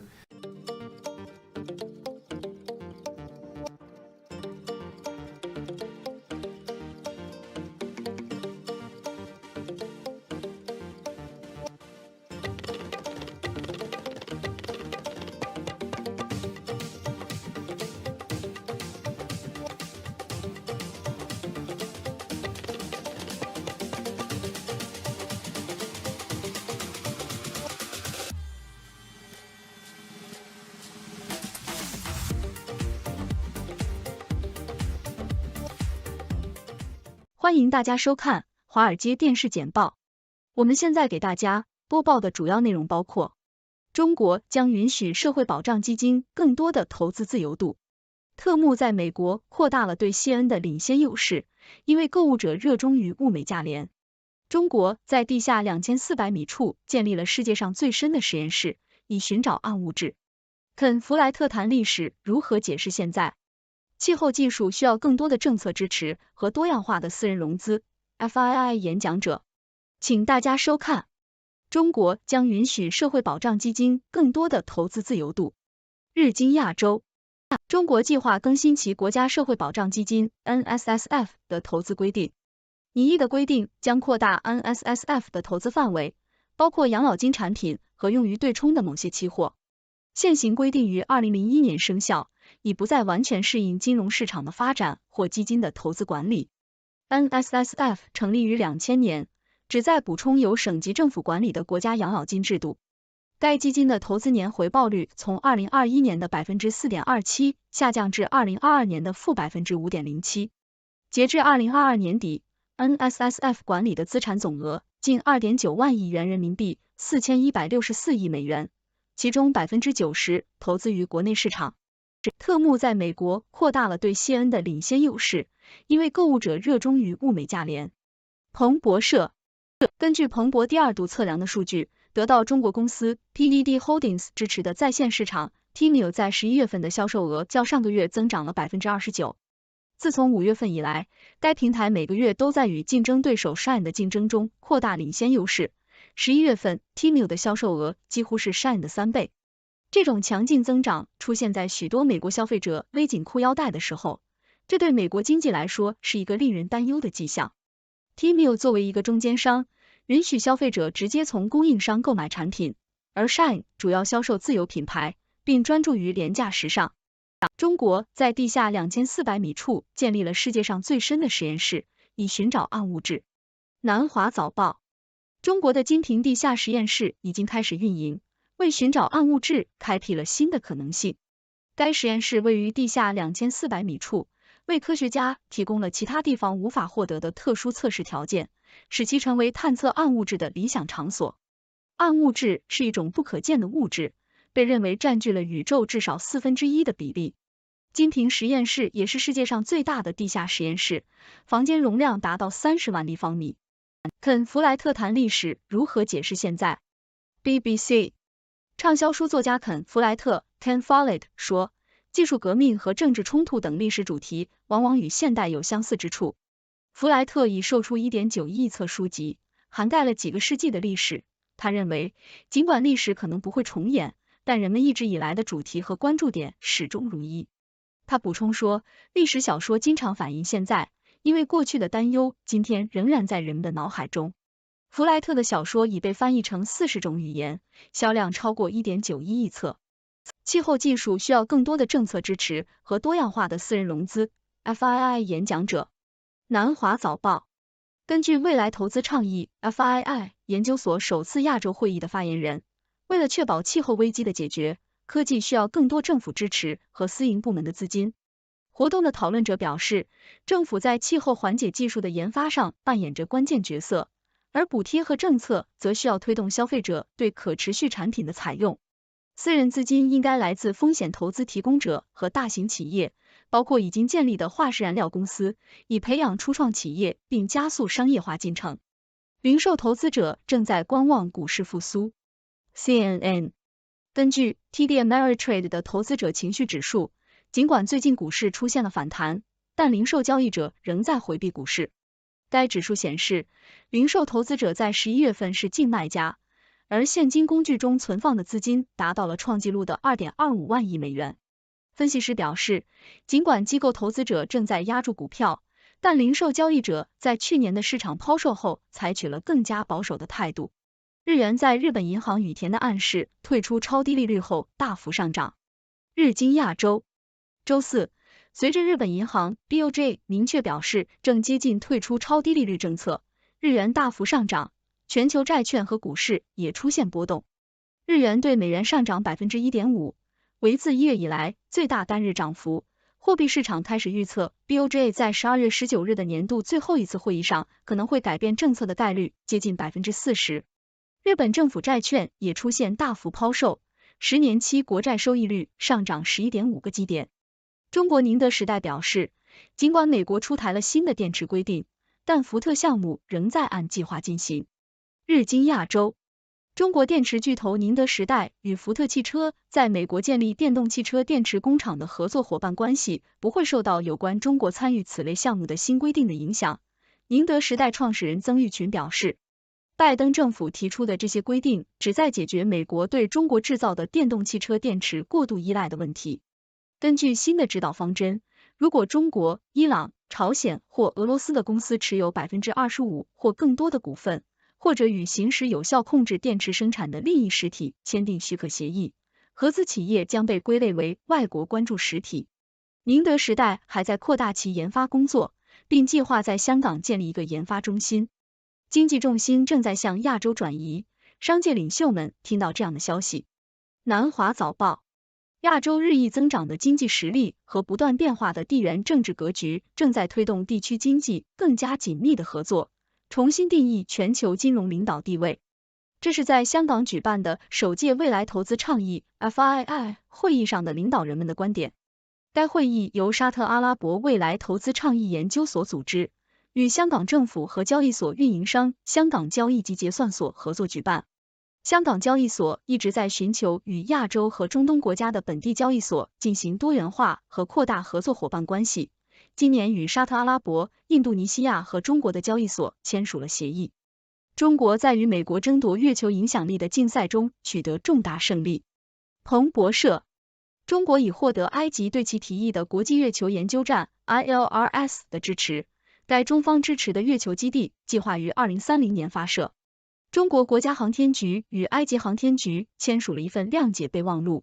此前两国曾合作，中国火箭将埃及卫星送入轨道。这项协议标志着中国在与美国在太空影响力竞争中取得了外交胜利。近年来，两国在计划将宇航员送上月球的计划中争夺盟友的竞争日益加剧。如果允许人工智能蓬勃发展，可以成为向善的力量。FII 会议在香港举行。南华早报。在香港举行的 FII 优先会议上，私人资本领袖表示，人工智能 AI 具有提升人类和服务于共同利益的潜力，但它需要正确的法规和以人为本的发展方法。该活动由未来投资倡议研究所 Future Investment Initiative Institute 主办，是首次在亚洲举办，汇集了1000多名政策制定者、商界领袖和投资者，共同探讨大趋势。与会者讨论了人工智能监管中透明度、沟通和包容性的必要性，以及该技术的经济潜力。盖茨基金会承诺投入1亿美元解决美国贫困问题。美联社。比尔和梅琳达·盖茨基金会承诺捐赠1亿美元，以扩大其在经济流动性方面的工作。这一承诺是该基金会表示将在4年内向其投资组合的这一部分捐赠4.6亿美元的一部分。该基金会将资助致力于扩大对地方政府实施基于证据的政策的支持的组织，将没有大学学位的人与工作岗位联系起来，帮助人们申领政府福利，并影响中小型企业调整工作条件，以帮助人们平衡个人和工作承诺。香港希望与沙特阿拉伯加强商业合作。以下是原因。CNN。香港正在争取沙特精英，以提振业务并对抗中美紧张局势。这个为期2天的活动由香港政府、香港交易所和未来投资倡议 FII 研究所组织。在面对经济下滑和地缘政治不确定性的情况下，香港特首李家超称，这次聚会是香港与中东，特别是沙特阿拉伯王国关系深化的又一重要步骤。习近平将访问越南，预计将进行铁路项目谈判。日经亚洲。据北京消息，中国国家主席习近平将于下周访问越南，此行预计将重点讨论一项铁路项目和稀土问题。越南必须处理好与中国和美国的关系，平衡两国之间的竞争。消息人士称，两国将讨论的货运铁路项目将属于中国的一带一路倡议。中国和美国都希望确保稀土的供应链，稀土被用于电动汽车电池、太阳能电池板和其他技术。据消息人士称，拥有世界第2大稀土储量的越南愿意与两方合作。中国证实习近平访问越南，此前拜登数月前访问过越南。彭博社。中国国家主席习近平计划于12月12日至13日访问越南，这是他在6年内首次访问该国。此次访问是在美国总统乔·拜登8月份访问越南之后进行的。拜登在访问期间宣布了一系列旨在加深与印太地区国家经济一体化的协议。此次访问凸显了越南在处理与中国和美国的关系时的微妙平衡，因为两个大国之间在贸易、技术、台湾和南中国海等各种问题上的紧张局势持续存在。习近平上次访问越南是在2017年。各位观众，大家好，我是来自6度世界的6博士，是你们的观察员兼播报员。今天我们带来了一系列有趣的新闻故事，让我们一起来看看吧。首先，我们看到了中国将允许社会保障基金更多的投资自由度，这意味着 NSSF 将有更广泛的投资范围，包括养老金产品和对冲期货。这是一个积极的举措，以适应金融市场的发展和基金的管理需求。接下来是关于中国在线市场的新闻。特目在与竞争对手 Shine 的竞争中扩大了领先优势，这是一个有趣的现象，尤其是在美国消费者紧缩开支的情况下。特目的成功可以归功于其物美价廉的产品和允许消费者直接从供应商购买的模式。在科学领域，中国建立了世界上最深的实验室，以寻找暗物质。这个实验室位于地下2400米处，提供了独特的测试条件。暗物质是一个神秘的存在，占据了宇宙的1/4。通过这个实验室，中国将为科学家们的研究提供重要支持。肯·弗莱特这位畅销书作家告诉我们，历史可以帮助我们理解现在。尽管历史不会重演，但过去的主题和关注点与今天仍然有着相似之处。历史小说反映了人们的担忧和思考，因此对我们理解当下非常有帮助。在气候变化领域，我们看到了对技术发展的需求。为了解决气候危机，科技需要更多的政府支持和私营部门的资金。政府在气候缓解技术的研发中起着关键作用，而私人资金可以通过风险投资和合作来推动创新。此外，我们还了解到，零售投资者正在观望股市复苏。尽管股市出现了反弹，但零售交易者仍然保持谨慎，这与机构投资者的行为形成了鲜明对比。这也是一个反映了投资者情绪和市场预期的指标。在国际金融方面，我们看到了日元的大幅上涨，这是由于日本银行暗示将退出超低利率政策，这引发了全球债券和股市的波动。这是一个重要的变化，对全球金融市场产生了一定的影响。还有关于中国电池巨头宁德时代与福特汽车的合作，尽管美国出台了新的电池规定，但这不会影响他们的合作。这是一个积极的消息，显示了两国之间的合作和互信。在地缘政治方面，我们看到了香港希望与沙特阿拉伯加强商业合作，这是为了提振经济并应对中美紧张局势。这是一个重要的举措，有助于香港在国际舞台上发挥更重要的作用。最后，我们得知中国国家主席习近平计划访问越南，这将是他在6年内的首次访问。这次访问将讨论一项重要的铁路项目和稀土问题。越南需要平衡与中国和美国之间的关系，保持稳定和发展。以上是今天的新闻故事，我希望你们喜欢。如果你们有什么想法或问题，欢迎在下方留言。谢谢大家的收看和参与讨论。谢谢您的收看。上面播报的内容是6度团队推荐的全球专业媒体、智库、政府机构和行业专家的最新报道、分析简报。更详细的内容，请大家去这些媒体、智库的网站阅读。这些内容并不一定反映6度简报的立场，亦不能作为任何决策的建议。6度团队由专业媒体人、学者、科学家组成的独立新型媒体，大家可以根据自己的专业要求订阅各种简报，网址是6dobrief.com。您在世界任何地方都可以通过电邮收到6度简报。大家好，我是华尔街电视的小安，为大家主持一档新的节目《亚洲大眼睛》。什么样的内容，您慢慢看就知道了。韩国低迷的生育率导致人口急剧下降，前全球首富马斯克更形容韩国正在与香港一样经历世界上最快的人口崩溃。那针对此事，《纽约时报》专栏作家多塞特也撰文说，如果韩国出生率维持当前水准，韩国人口的减势将更胜14世纪黑死病肆虐欧洲，造成人口减少1/3的局面。他表示，韩国必须努力提升生育率，否则将面临年龄结构迅速倒转而引发的经济崩溃，甚至导致韩国因国防兵力无以为继，遭朝鲜南下并吞。多塞特在《韩国会消失吗》的文章就指出，几乎所有富裕国家的生育率都低于人口替代生育水准，即每名妇女生育 2.1 名子女。常见的状况是每名女性平均生育 1.5 名子女，比如2021年美国生育率为 1.7， 法国 1.8， 意大利 1.3， 加拿大 1.4。 然而韩国在上个世纪80年代的生育率就已经下滑到低于人口替代生育水准，近年情况更是严重。2018年每名女性生育不到1名子女，疫情后降至 0.8 人。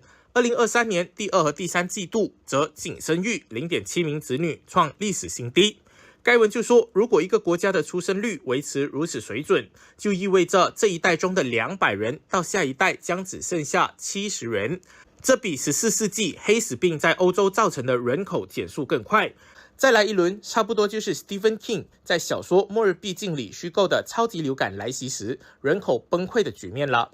文章就指出，韩国不可避免的景象是老年人被遗弃，大片的鬼城和破败的高楼大厦，以及年轻人蜂拥移民，因为看不到承担一个国家的退休老人有何未来可言。那文章也提及，如果韩国难以维持有作战能力的军队，很可能将在某一刻被朝鲜入侵。那事实上，韩国国军目前的规模约为50万人，低于2018年的60万人，意味着短短5年就损失了10万人的兵员。出生率下降对目前与朝鲜处在不稳定休战状态的韩国来说，是一个直接涉及国家安全的严峻问题。那该文就引发了韩国学者的关注。朝鲜日报就报道，首尔大学教授尹其洙就说，如果人口骤减，健康保险的费用将无法承担高龄层的治疗费用，养老金改革也势必遭遇瓶颈。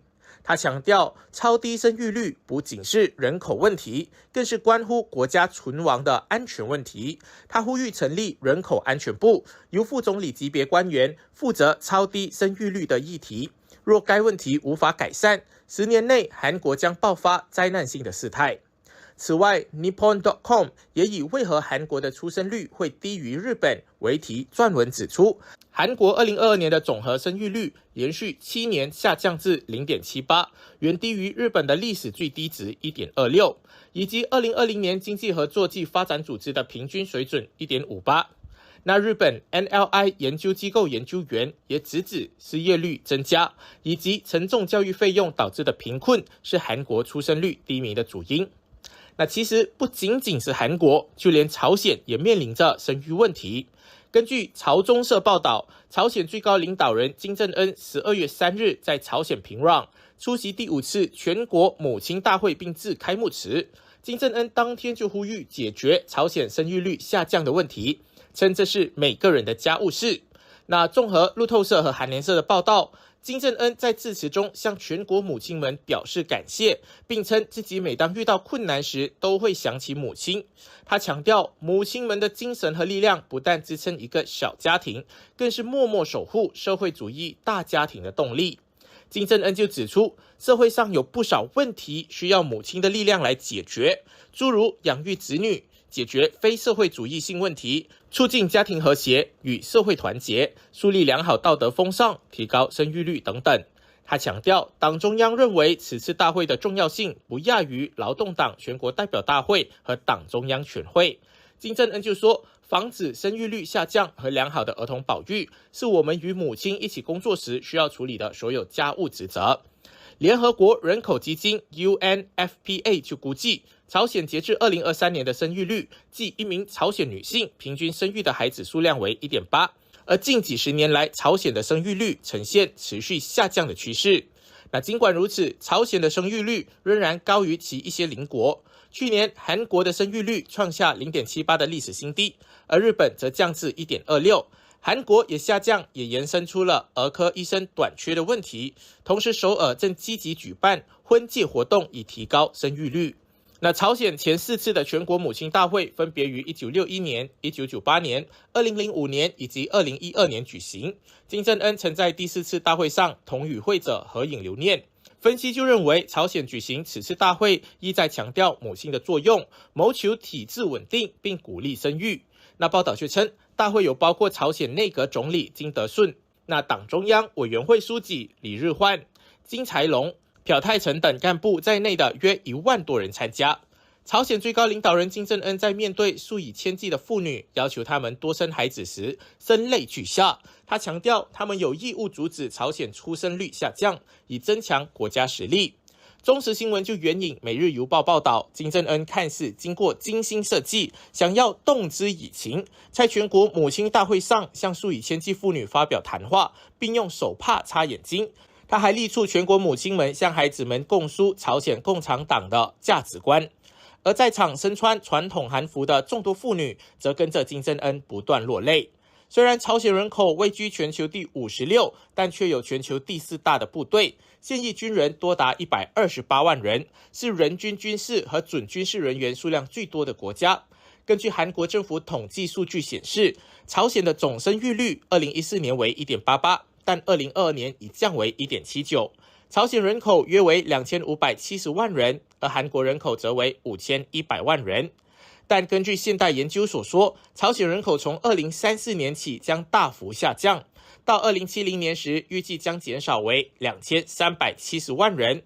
而朝鲜生育率从1990年代下降，一方面是由于饥荒，另一方面则是由1970年和80年代推行战后节育政策所致。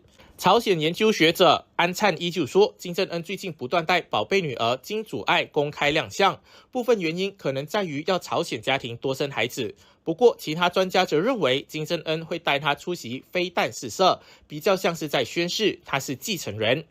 韩国统一部官员就表示，金正恩首次在公开场合上提及生育率问题，可见朝方也在担忧少子化问题。那该人士就表示，历次大会也鼓励生娃，然而这次会上更是强调要预防出生率降低的问题，这或意味着朝鲜也面临低生育率的问题。该人士就指出，金正恩在会上致开幕词，并在闭幕式上发表讲话，对该活动秉予重大意义。那根据联合国2022年世界人口展望报告预计，今年朝鲜育龄妇女总和生育率仅 1.79， 低于维持人口稳定所需的 2.1。那另一方面，金正恩在演讲中强调家庭教育对解决非社会主义问题的重要性。上述官员就评价称，此举旨在防止年轻一代对社会主流思想的认同感降低，谋求体制稳定。那针对朝鲜强调母亲和女性的作用，或意在为金正恩之女金祖爱接班做铺垫的说法，该官员就指出，仅凭此次大会的情况做此研判还为时过早，韩方正在关注朝方的动向。谢谢大家，这就是本期的亚洲大眼睛，希望听到您的意见，留言在节目下方。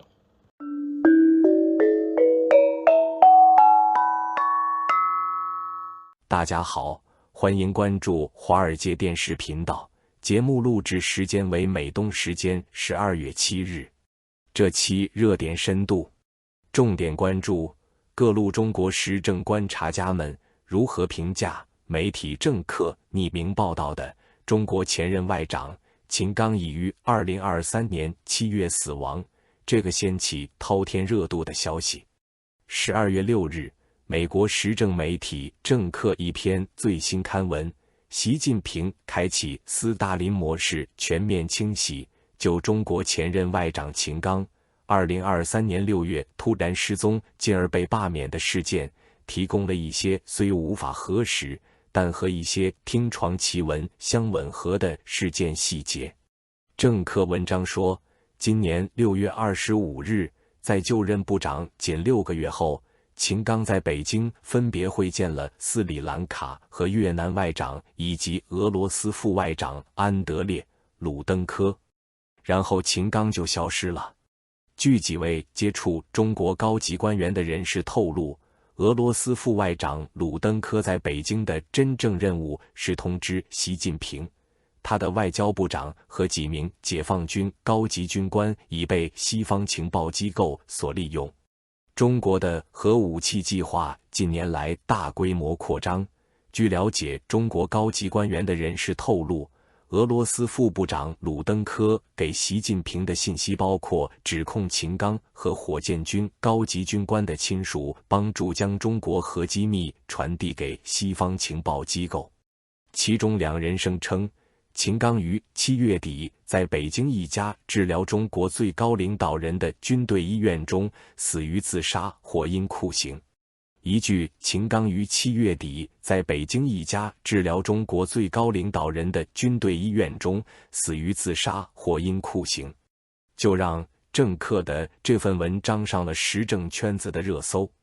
除此之外，该文还提到的包括秦刚与中国凤凰卫视记者傅小田的绯闻，并生了一个美国公民的儿子，以及傅小田就读于剑桥大学，这是英国情报机构的传统招募地。10多年前，当秦刚被派往中国驻伦敦大使馆时，傅小田第一次见到了秦。该文还提到，据几位与高级官员接触的人士称，秦刚突然失踪的真正原因是卷入了一起更为严重的丑闻，涉及国防部长和指挥中国火箭军的将军，该部队负责监督该国的核武器计划。该文还联系到稍早中国前总理李克强的离世，认为李克强于2023年10月下旬在上海的一个游泳池里死于心脏病，尽管他享受着世界上最好的医疗条件。李克强去世后，习近平下令大幅减少对他的前对手的公开哀悼。在许多中国人的心目中，李克强游泳池心脏病发作与那些被认为触怒冒犯了普京的俄罗斯政商人士，因所谓的从窗户掉下来而身亡，有着同样的含义。关于这篇文章，美国亚洲协会政策研究院中国分析中心研究员牛奔 Neil Thomas 对这篇文章的内容提出很多质疑。牛奔认为，秦刚和李尚福其实根本就不在习近平的最核心圈子里。秦刚作为后起之秀，与习近平的高层盟友相比，秦刚几乎不了解习近平。李尚福更是没有在习近平手下工作过。习近平的核心圈是像李强、蔡奇和何立峰这样的资深人士，他们与习近平有几十年的关系，并且直接或直接在他身边工作。牛本也对政客的标题进行了分析，认为习近平展开斯大林式清洗虽然很醒目，但文字并没有描述现实状况。习近平的反腐运动绝对是一种政治手段，但同时也是改善治理的认真努力。文章称，俄罗斯副外长安德烈·鲁登科6月访问北京，向习近平通报秦刚和解放军将军受到西方情报机构的威胁，这是有可能的，但如何权衡？另一边，路透社和金融时报对于秦刚事件更为可信的报道，以及解放军的重大腐败调查。政客这篇文章的消息来源是几位能接触到中国高层官员的人士，他们可能是可信的，也可能是正确的，这都完全有可能。但这里接触两字究竟是什么意思？这些高层官员的级别又有多高？要知道，即使是大多数党内人士也不知道最高层发生了什么。而政客文章强调，这些消息人士称，鲁登科声称秦刚帮助将中国的核机密传递给西方情报机构，但秦刚如何获得核机密呢？一个外交官如何接触到解放军系统中最敏感的部分？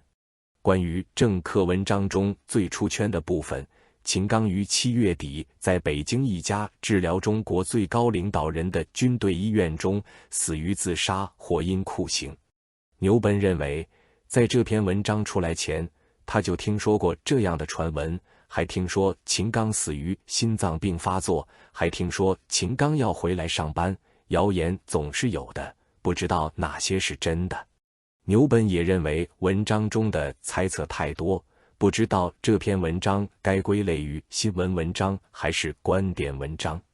关于李克强，牛本认为习近平没有理由消灭李克强这个政治上软弱的人物，灭口也不是习近平的风格，更何况为什么只有李克强而不是其他人？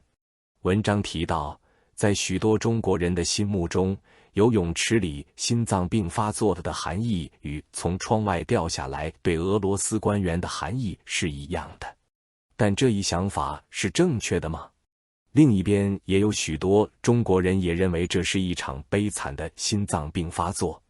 对于政客文章中提到的对政权稳定性的严重质疑，牛本同意从秦刚、李尚福和解放军火箭军的清洗可以看出习近平对官员的审查和持续腐败的质疑，但他看不到任何确凿证据表明习近平或中共的领导层受到威胁。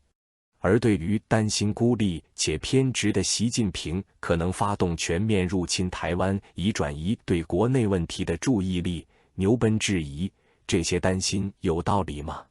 习近平周围有亲密盟友，中国远未崩溃，战争会给国内带来更多麻烦。政客文章提到，这些耸人听闻的说法本身就清楚地表明，北京弥漫着狂热的妄想症。牛本认为，中国政坛暗流涌动，但并非是恐怖的气氛。针对中国安全部门加强了镇压，达到了极权主义的程度。牛本同意在西藏和新疆等地存在大量镇压，或许达到了极权主义的程度，但党和国家并没有试图支配人们私人生活的方方面面。牛本还列举了他质疑该文的更多细节，比如为什么没有署名，为什么没有专家的意见，为什么文章里会出现天都、朝廷这样并非英文语境里的常见词，为什么会写出来自北京的信号明确无误这样的话。牛本总结，这篇报道很有意思，因为他介绍了政客认可的消息来源的说法。但是这篇报道并没有根据有关习近平执政的其他解释或证据来评估这些说法，而是一味地列举猜测，从而损害了政客自己的可信度。另一位中国时政观察家、《金融时报》主编莱昂内尔·巴伯 （Lionel Barber） 在 X 平台上分享了政客的文章，引来更多人的关注。经济学人杂志曾经驻中国的记者艾远征 Gadi Epstein 这么评价：读者请注意，这篇文章信息来源并不可靠，字里行间充满投机、八卦、谣言的中国领导层故事，读者无法核实真伪。另一位中国时政观察家李明章转发了艾远征的评价。李明章认为，政客的这篇文章没有署名，包含了一些耸人听闻的说法，部分内容属实，部分内容已经流传了一段时间。这篇文章实际上有很多值得怀疑的地方。李明章建议对文章中的一些具体内容保持一定程度的怀疑态度，鉴于中国制度的不透明性。同时，李明章很想知道政客编辑们的想法。美国咨询公司荣鼎集团 Rodian Group 中国事务高级分析师播客 China Talk 的主持人乔丹·施耐德 Jordan Schneider 就不太客气了。金融时报主编莱昂内尔·巴伯 Lionel Barber 在 X 平台上转发了政客的这篇文章，乔丹·施耐德直接留言：这篇文章是垃圾。乔丹·施耐德在自己的 X 账号上这么评价，媒体 Politico 在想什么呢？竟然给这种垃圾提供匿名署名的机会。对于政客文中的在天朝首都北京如此热火朝天的气氛下，人们担心孤立无援、疑神疑鬼的习主席可能会误判，挑起与弱小邻国的武装冲突，甚至全面入侵民主台湾，以转移对国内问题的注意力。乔丹·施耐德说，这让他更多地想到了毛泽东奋力游泳。好了，以上就是今天热点深度所有内容，更多资讯可以关注6度简报网站，网址是6dobrief.com， 在上面各位可以订阅各类符合您喜好的简报新闻，有免费套餐，也有更加专业的付费套餐供大家选择。今天的视频就到这里，我们下个视频再见。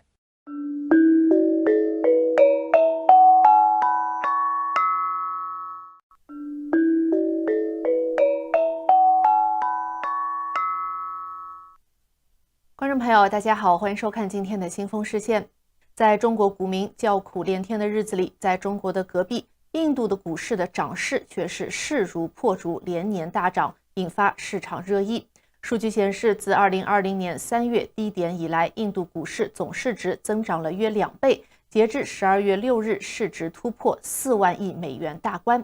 本周，印度总理莫迪领导的执政党印度人民党赢得3个关键的邦选举之后，印度最被广泛使用的股市指数 CSIS 收涨 0.63%， 该指数今年迄今已经累计涨超 13%， 有望连续第8年上涨。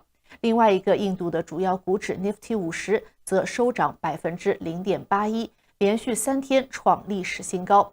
印度股市连涨8年，市值荣登全球第4，到底是凭什么呢？华尔街见闻从几方面分析了印度股市飙升的原因。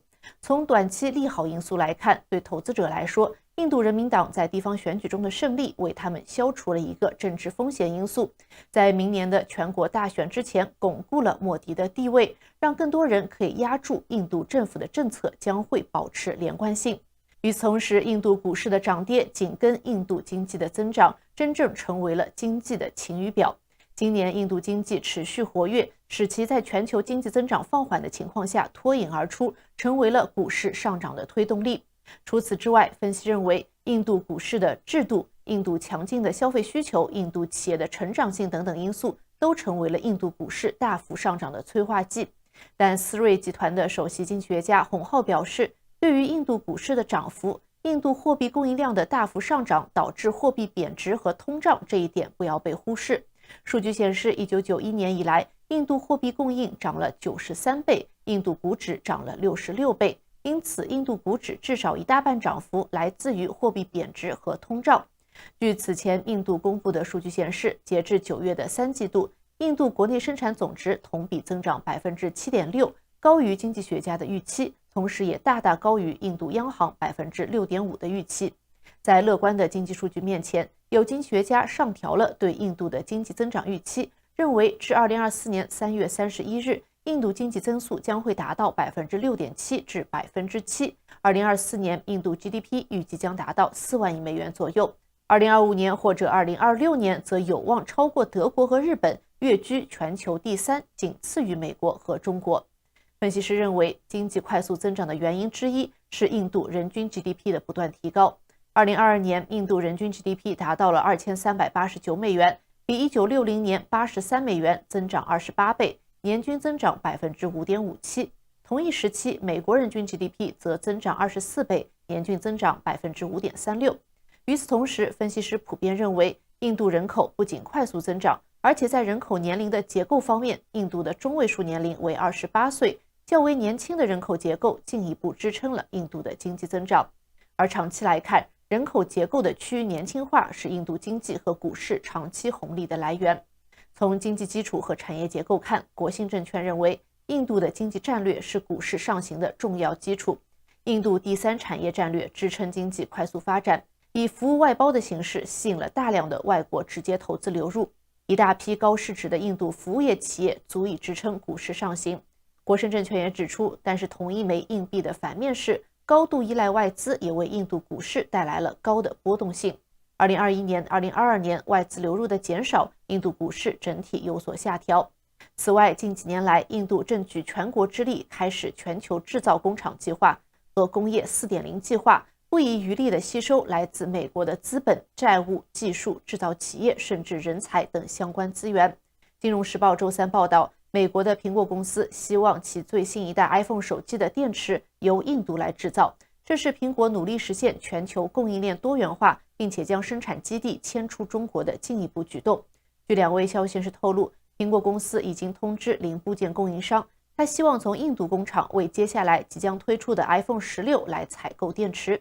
其中一位与苹果公司关系密切的人士说，如果 iPhone 16电池供应一切顺利，苹果公司计划将更多的 iPhone 电池生产转移到印度。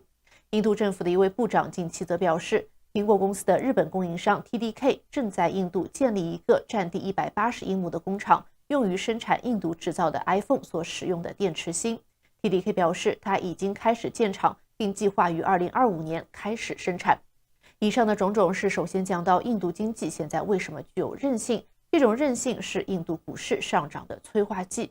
而与此同时，印度股市良性的进入退出制度则是优质企业聚集的基础。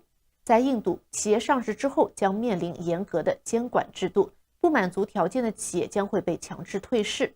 而且当一家上市公司被强制退市之后，该上市公司的董事、发起人以及他们所发起成立的所有其他公司，在10年内都不得以直接或间接方式进入证券市场或者申请重新上市。国信证券认为，在这种宽进严监管的制度下，上市公司面临优胜劣汰的压力，表现不良的公司也会被及时的淘汰出局，从而带动了股票的投资筛选和清洗。从印度股票市场的制度来看，不管是个人股东还是机构股东，对大额减持都有较为严格的规定。对长期投资者持有股票超过1年后，第1年减持不得超过 25%， 第2年减持不得超过 15%， 第3年减持不得超过 10%， 直到第4年以后才可以自由的减持。而对短期持有者，第1年减持不得超过 50%， 第2年减持不得超过 35%， 一直要到第5年才可以自由减持。分析师指出，印度股市对散户执行的是 T+0 交易制度，而机构投资者则是 T+3， 因此一旦有风险，散户可以优先撤出。此外，国信证券还指出，衍生品交易制度的发展也极大地扩充了印度股市的容量，活跃了交易。截至2022年，印度国家证券交易所的期货和期权合计交易量已经连续4年位居世界第一。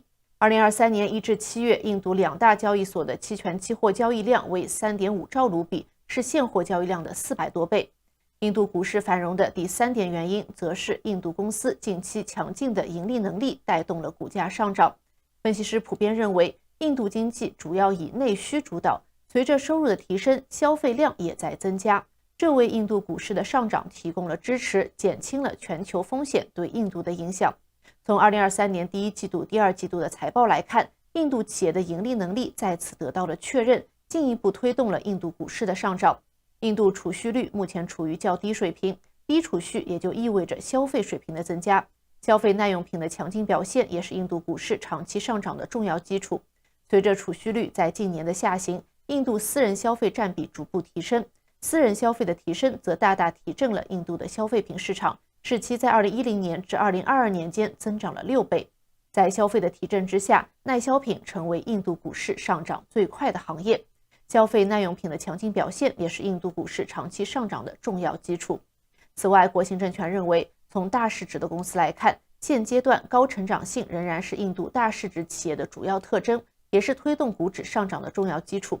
那么，印度股市是否能够持续这样的火热呢？国信证券分析认为，印度股市长期乐观，短期偏谨慎，外资回流海外或许也会给印度股市带来一些压力。长期来看，基本面，印度是在新兴市场中的赶超国的角色，经济正维持着高速增长，盈利驱动下，股票有长期上涨的基础。而短期来看，资金面高度依赖外资，为印度股市带来了一些波动性。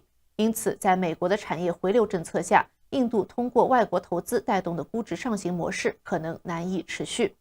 如果中国的观众朋友今天看了节目，对印度股市有兴趣的话，那么要如何来参与印度市场呢？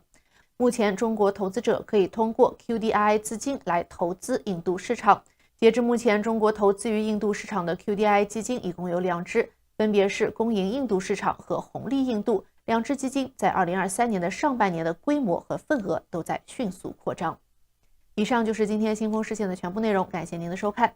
这里是华尔街电视，如果喜欢，记得点赞并且订阅我们的频道。我们下期节目再见。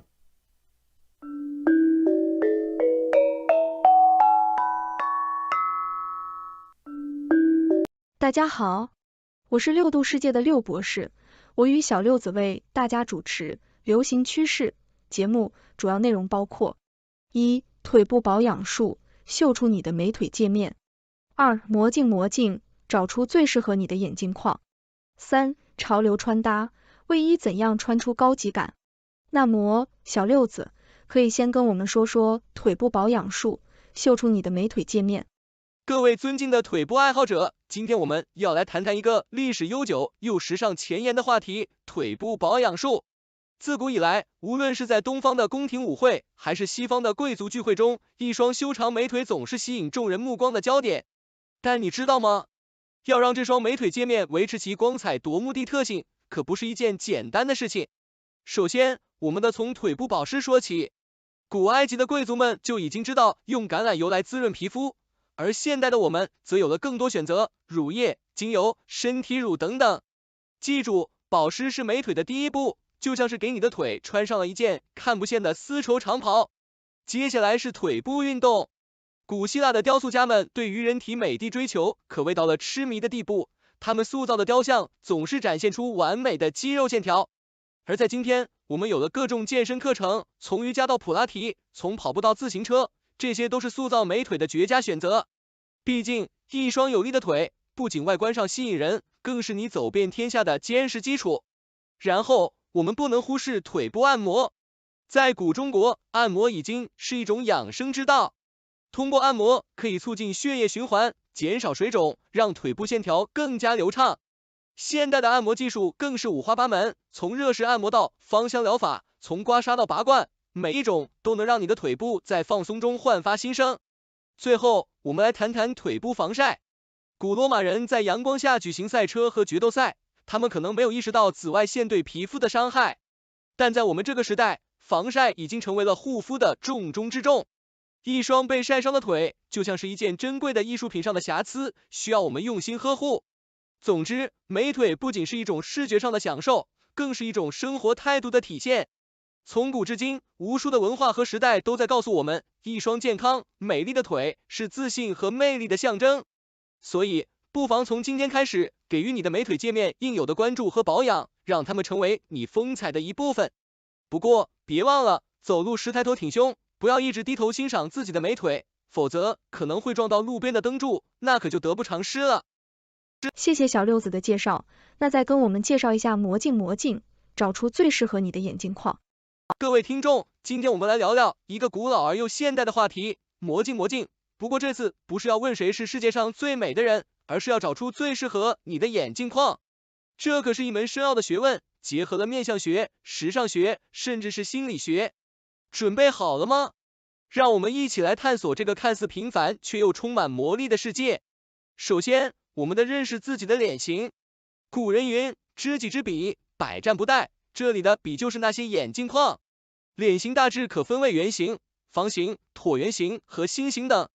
圆脸的朋友们选择那些有角度的框架，比如方形或矩形，可以让你的脸看起来更有棱角分明。方脸的朋友则可以选择圆形或椭圆形的框架，来软化那些硬朗的线条。接着，我们要考虑肤色，这就像是选择合适的衣服颜色一样，眼镜框的颜色也要与你的肤色和谐相配。浅肤色的朋友可以尝试浅色或透明的框架，而深肤色的朋友则可以选择深色或鲜艳的颜色，让你的面部特征更加突出。当然，我们还得考虑到个人的风格，这就像是选择合适的魔法斗篷一样，眼镜也是你个性的延伸。无论你是走复古风、学院风还是前卫风，总有一款眼镜框是为你量身打造的。记住，眼镜不仅仅是视力矫正工具，它还是你向世界展示自我风格的利器。最后，别忘了眼镜的实用性。如果你是个运动爱好者，那么选择一副轻便且耐用的体育眼镜是明智之举。如果你经常需要在室内外切换，那么变色镜片可能就是你的秘密武器。总之，选择眼镜就像是寻找一面能够反映真实自我的魔镜。它不仅仅是一个视力矫正工具，更是一个个性表达的平台。所以，下次当你站在眼镜店前，试着问问自己：魔镜，告诉我哪一副眼镜最能展现我独特的风采？相信我，你会找到那个完美的答案。谢谢小六子的介绍，那再跟我们介绍一下潮流穿搭，卫衣怎样穿出高级感？各位时尚爱好者，今天我们要聊的是如何将一件普通的卫衣穿出高级感。这可是一门深奥的学问，需要我们运用历史、艺术、心理学甚至是物理学的知识。好了，让我们开始这趟穿梭在时尚世界的奇妙旅程。首先，我们得了解卫衣的起源。卫衣英文名为 hoodie， 起初是运动员在比赛前后为了保暖而穿的。然而，随着时间的推移，这件运动服饰已经演变成了街头文化的标志，甚至攀升到了高级时尚的舞台。这就像是灰姑娘变成了公主，但是我们今天要讲的不是童话，而是如何让这位公主更加光彩照人。首先，选择合适的卫衣。高级感并不是说你非得去买一个名牌卫衣，而是要选择质地上乘、剪裁合体的款式。记住，质量永远胜过品牌标签。一件纯棉或者掺有少量高科技纤维的卫衣，手感柔软，穿着舒适，这是基础中的基础。接下来，我们要讲究色彩搭配。高级感往往与简约、经典的色彩相联系，黑、白、灰或是深蓝色等中性色彩都是不错的选择。如果你想要更有个性一些，可以选择饱和度低的颜色，比如驼色、深绿色或是深紫色，这些颜色既有深度又不失高级。然后是搭配的艺术。一件卫衣如果随意搭配一条运动裤，那么你可能看起来就像是刚从健身房出来的。但是如果你将它与一条剪裁精良的西裤或是一条流畅的长裙搭配，再加上一双简洁的皮鞋或是高跟鞋，立刻就能提升整体的格调。别忘了细节，高级感往往隐藏在细节之中。一条精致的腰带，一只设计感的手表，或是一些简单的金属饰品，都能让你的卫衣 look 更加精致。最后，自信是最好的配饰。无论你穿什么，都要挺直腰板，抬头挺胸。记住，时尚是一种态度，高级感不仅仅是衣服本身，更是你对自己的态度。所以，下次当你穿上卫衣走在街上时，不妨想象自己是在时尚秀场上的模特，每一步都是 T 台上的风采。这样，你就能将一件普通的卫衣穿出不一样的高级感了。记住，时尚界的魔法就在于此，它能让普通变得不凡。谢谢小六子的介绍。亲爱的观众们，今天我们一起探讨了3个有趣的主题：腿部保养术、魔镜和潮流穿搭。通过深入分析和幽默的方式，我们了解了如何保养美腿，选择适合自己的眼镜框和将卫衣穿出高级感。在腿部保养术中，我们提到了保湿、运动、按摩和防晒等重要步骤，这些都是让美腿更加迷人的关键。而在魔镜中，我们了解了如何根据自己的脸型、肤色和个人风格选择合适的眼镜框。最后，在潮流穿搭中，我们分享了如何将一件普通的卫衣穿出高级感，从选择合适的卫衣款式到搭配适当的衣物和配饰。通过这些话题，我们不仅了解了时尚的一些秘密，也发现了自己在追求时尚和美丽时可以做些什么。时尚不仅是外在的表现，更是一种态度和生活方式。无论是保养腿部、选择眼镜框还是穿搭卫衣，我们都应该从中找到适合自己的方法和风格。现在，我邀请你们和我一起分享你们的想法。你对腿部保养有什么独到的见解？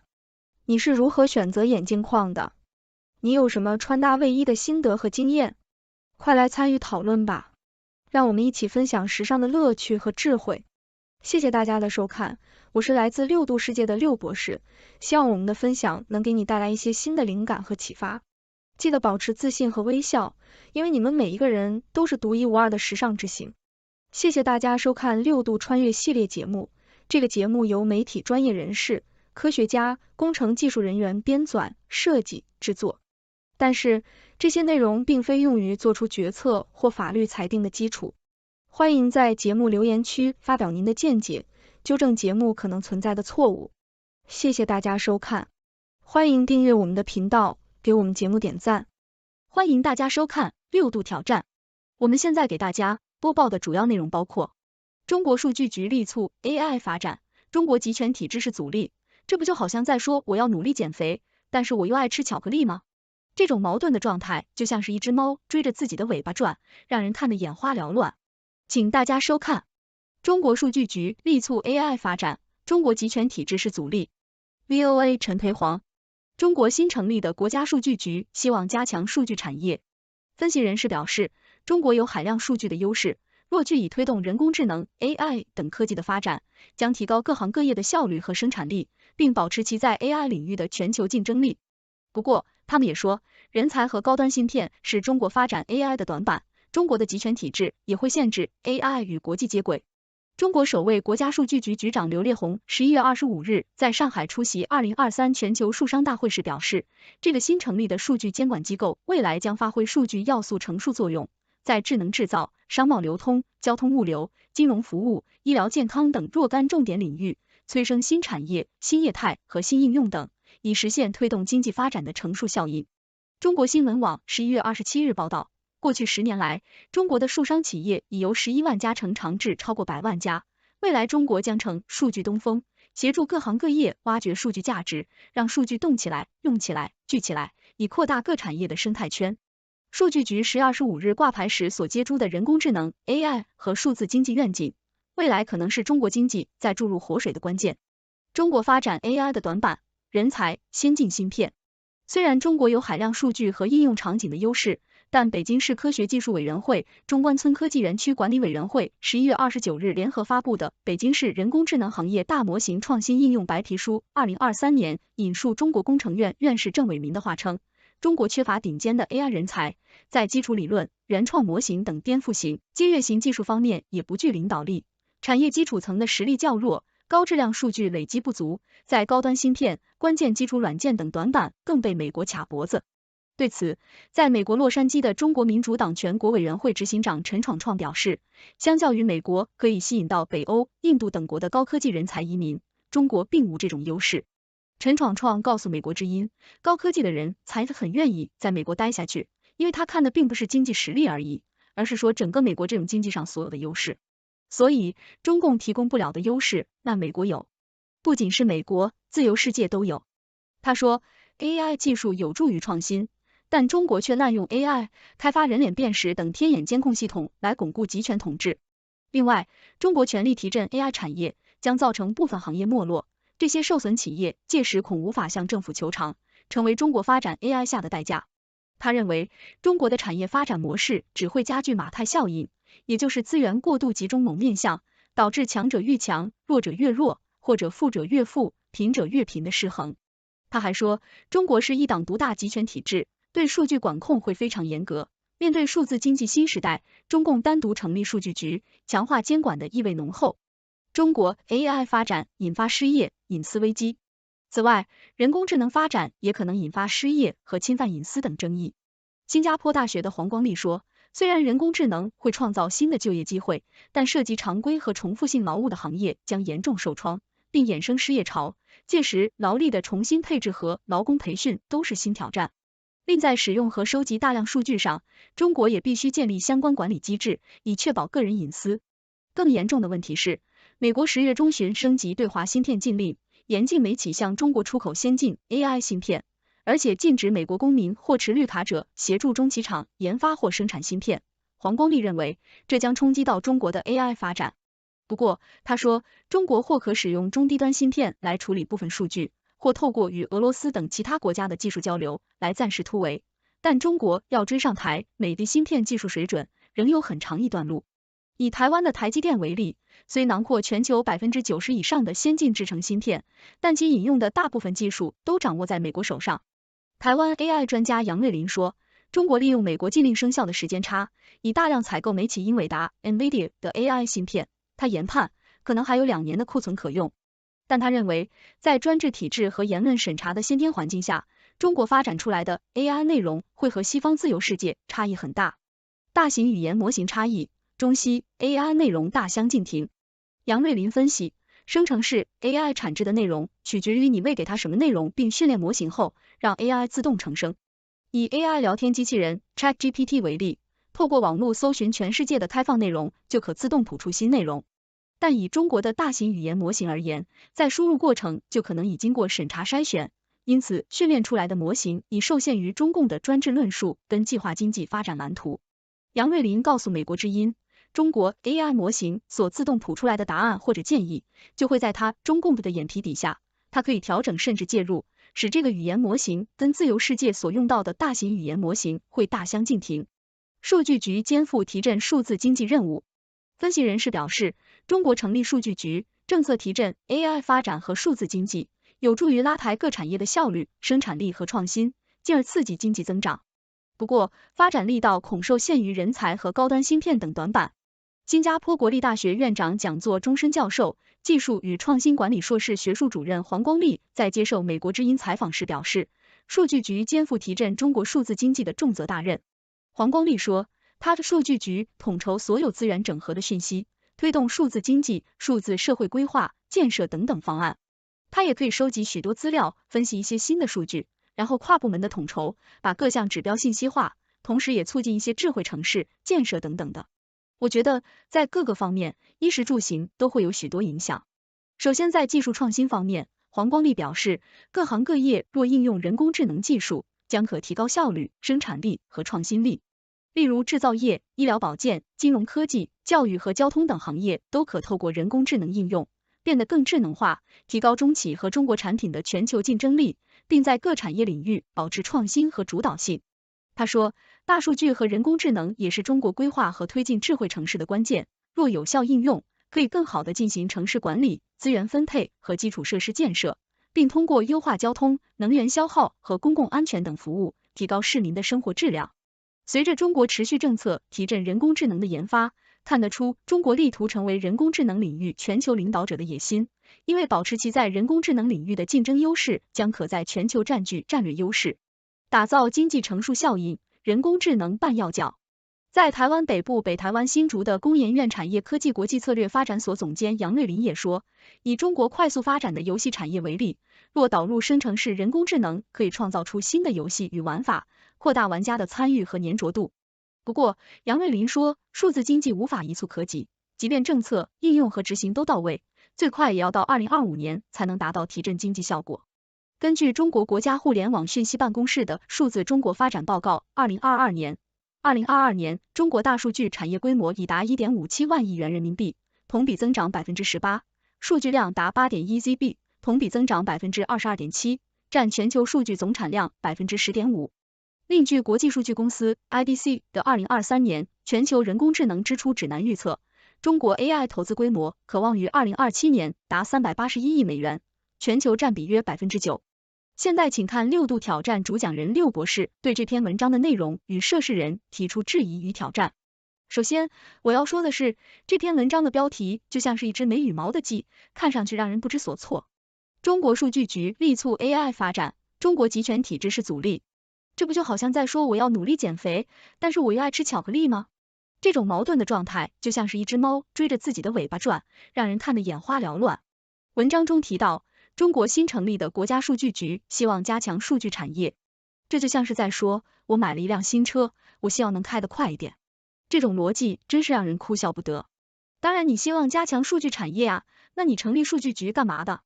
难道是为了让数据产业变弱吗？文章还说，中国有海量数据的优势，若据以推动人工智能 AI 等科技的发展，将提高各行各业的效率和生产力，并保持其在 AI 领域的全球竞争力。这就像是在说，我有很多钱，如果我用这些钱去投资，我将会变得更富有，并且在全球的财富排行榜上有一席之地。这种逻辑真是让人无法反驳，因为这就是一种废话。文章中还提到，人才和高端芯片是中国发展 AI 的短板，中国的集权体制也会限制 AI 与国际接轨。这就像是在说，我想要打篮球，但是我不会投篮，而且我又不喜欢运动。这种矛盾的状态就像是一只猫追着自己的尾巴转，让人看得眼花缭乱。文章中还提到，中国首位国家数据局局长刘烈宏表示，这个新成立的数据监管机构未来将发挥数据要素乘数作用，在智能制造、商贸流通、交通物流、金融服务、医疗健康等若干重点领域催生新产业、新业态和新应用等，以实现推动经济发展的乘数效应。这就像是在说，我买了一辆新车，我希望能开得快一点。这种逻辑真是让人哭笑不得。当然你希望加强数据产业啊，那你成立数据局干嘛的？难道是为了让数据产业变弱吗？文章中还提到，中国新闻网11月27日报道，过去10年来，中国的数商企业已由11万家成长至超过100万家，未来中国将成数据东风，协助各行各业挖掘数据价值，让数据动起来、用起来、聚起来，以扩大各产业的生态圈。这就像是在说，我有很多钱，如果我用这些钱去投资，我将会变得更富有，并且在全球的财富排行榜上有一席之地。这种逻辑真是让人无法反驳，因为这就是一种废话。总的来说，这篇文章就像是一只没羽毛的鸡，看上去让人不知所措。文章的逻辑混乱，矛盾重重，让人看得眼花缭乱。我只能说，这篇文章的作者需要好好学习一下逻辑和辩论的知识，否则他的文章只会让人感到困惑和无聊。总结一下这篇文章，我们可以看到，中国数据局力促 AI 发展，但同时也面临一些挑战。中国拥有海量的数据优势，如果能够利用这些数据推动人工智能的发展，将提高各行各业的效率和生产力，并保持在全球 AI 领域的竞争力。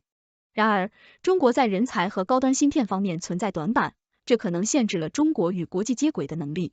此外，人工智能的发展可能引发失业和隐私问题。虽然人工智能会创造新的就业机会，但也会对一些重复性劳务的行业造成冲击，并引发失业潮。同时，中国也需要建立相关的管理机制来保护个人隐私。对于中国发展 AI 的挑战，有人认为中国的集权体制会限制 AI 与国际接轨。此外，中国的产业发展模式可能会加剧马太效应，导致资源过度集中而加剧不平衡。最后，我们要注意，中国发展 AI 的内容可能与西方世界存在差异。中国的大型语言模型受到审查和筛选的限制，因此生成的内容可能受到中共的专制论述和计划经济发展蓝图的限制。总的来说，中国数据局力促 AI 发展的举措有助于提升中国经济的效率和创新力。然而，中国在人才和高端芯片等方面仍然存在短板。同时，中国的集权体制和内容审查也可能对 AI 的发展产生一定的影响。最后，我要问问观众，你对中国数据局力促 AI 发展有什么样的想法？你认为中国在发展 AI 方面面临哪些挑战？欢迎大家留言讨论。谢谢您的收看。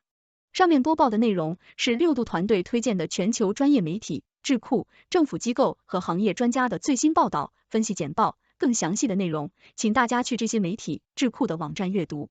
这些内容并不一定反映6度简报的立场，亦不能作为任何决策的建议。6度团队由专业媒体人、学者、科学家组成的独立新型媒体，大家可以根据自己的专业要求订阅各种简报，网址是6dobrief.com。您在世界任何地方都可以通过电邮收到6度简报。欢迎大家收看6度挑战。我们现在给大家播报的主要内容包括：我们强烈建议中国官方避免使用会吓退外国企业的概念，去风险是为黑天鹅未雨绸缪。你是在说中国的产能过剩，还是在说欧洲的产能不足？请大家收看。去风险是为黑天鹅未雨绸缪。欧盟领导人赴北京参加欧中峰会，经贸关系以及经贸摩擦是主要议题。作为在华欧洲企业的代表，欧盟驻中国商会如何看待当前的欧中经贸关系？欧盟官方的对华去风险是否会损害这一关系？德国之声就此专访了商会秘书长唐亚东 Adam Denet。德国之声，欧盟委员会主席冯德莱恩在欧中峰会前曾经说，中国经济的产能过剩会向国外输出，并且也会导致欧盟的市场被扭曲。您是否认同冯德莱恩的这种观点？唐亚东，我们首先要看欧中经济的整体情况，他们分别是对方的第1大或者第2大外贸伙伴。过去几十年来，欧中2大经济体都极大的受益于这一经贸关系。它当然始终面临着一些挑战，但是最近几年来，我们注意到中国对欧洲的出口显著上升了20%至30%，而与此同时，欧洲对中国的出口却只是基本持平，小幅增长3%，这就造成了欧洲贸易逆差急剧扩大。我们看到中国向欧洲增加出口电池、化工制品、电动汽车等产品。我们认为最为关键之处在于确保欧中经贸关系具备可持续性，让其运作符合自由市场原则。这也是近来欧洲方面许多人担心市场关系遭扭曲，关注中国出口产品不断增加的原因。德国之声，不久前，您的同事欧盟驻中国商会主席燕茨 Jens Eskeland 也说，中国在高科技领域的产能过剩尤其令人担心。而您刚刚也在强调，欧中经贸关系近年来呈现出了不同于以往的趋势。许多分析人士都指出，中国的产能过剩往往是因为政府运用了巨额补贴等干预市场的手段，但同时也有分析人士指出，在电动车、绿色能源领域，欧洲同样也有巨额补贴。双方的政府补贴行为是否可以放在一起比较？唐亚东，政府补贴行为不是什么新鲜事，全球所有经济体都会运用这种手段来扶持新兴科技的研发。我认为，补贴行为也要讲究可持续性。关键在于让既有产业有时间来适应、支援新技术的发展，还要让补贴行为公平公正。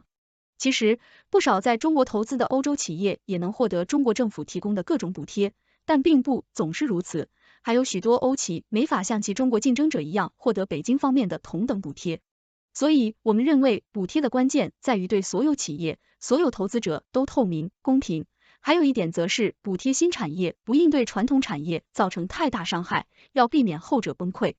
德国之声，几个月前，欧盟委员会副主席兼贸易委员东布罗夫斯基斯 Valdis Dombrovskis 在访问中国时曾经说，那些获取了中国政府补贴的欧洲车企也会遭到欧盟针对中国产电动汽车的反补贴调查。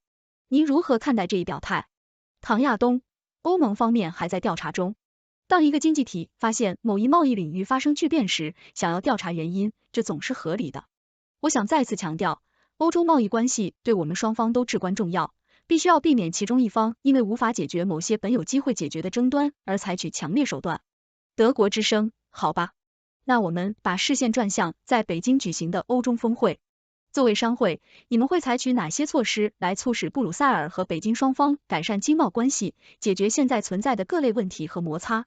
唐亚东，今年夏天，中国政府发布了24条旨在改善直接投资环境的措施，受到了经济界的好评，这可以说是近5年来最积极的措施。我们相信中国政府会拿出诚意，切实推进这些措施。欧盟商会也在帮助成员企业理解好这些涉及智慧财产权、同等待遇等方面的措施，从而能继续投资中国。我相信这也是北京方面的目标，展示中国依然开放，依然需要外国投资的形象。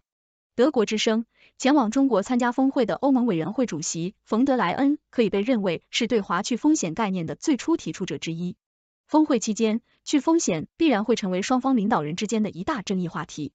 欧盟商会是否也会积极配合推进对华去风险？你们是否会尝试说服在华经营的欧洲企业牺牲一些眼前利益来推动去风险？他们是否已经在这么做？唐亚东，首先我们要正确理解去风险这个概念。欧洲人谈对华去风险并不是要脱钩，而是要确保在发生疫情、战争等黑天鹅事件时，产业链供应链不至于中断。这需要相关企业做好准备，提高韧性。欧洲的关键原材料法案是一个很好的例子，防止就某一原材料依赖单一国家。我们比较担心的是，中国有许多党都在强调自给自足或者类似的双回圈，这是完全不同的概念，对在华企业的经营信心造成了比较大的影响。所以，作为欧盟商会，我们强烈建议中国官方避免使用这种会吓退外国企业的概念。而对于去风险，我们则有着十分清晰、理性的理解。其实，中国推行去风险远远早于欧洲。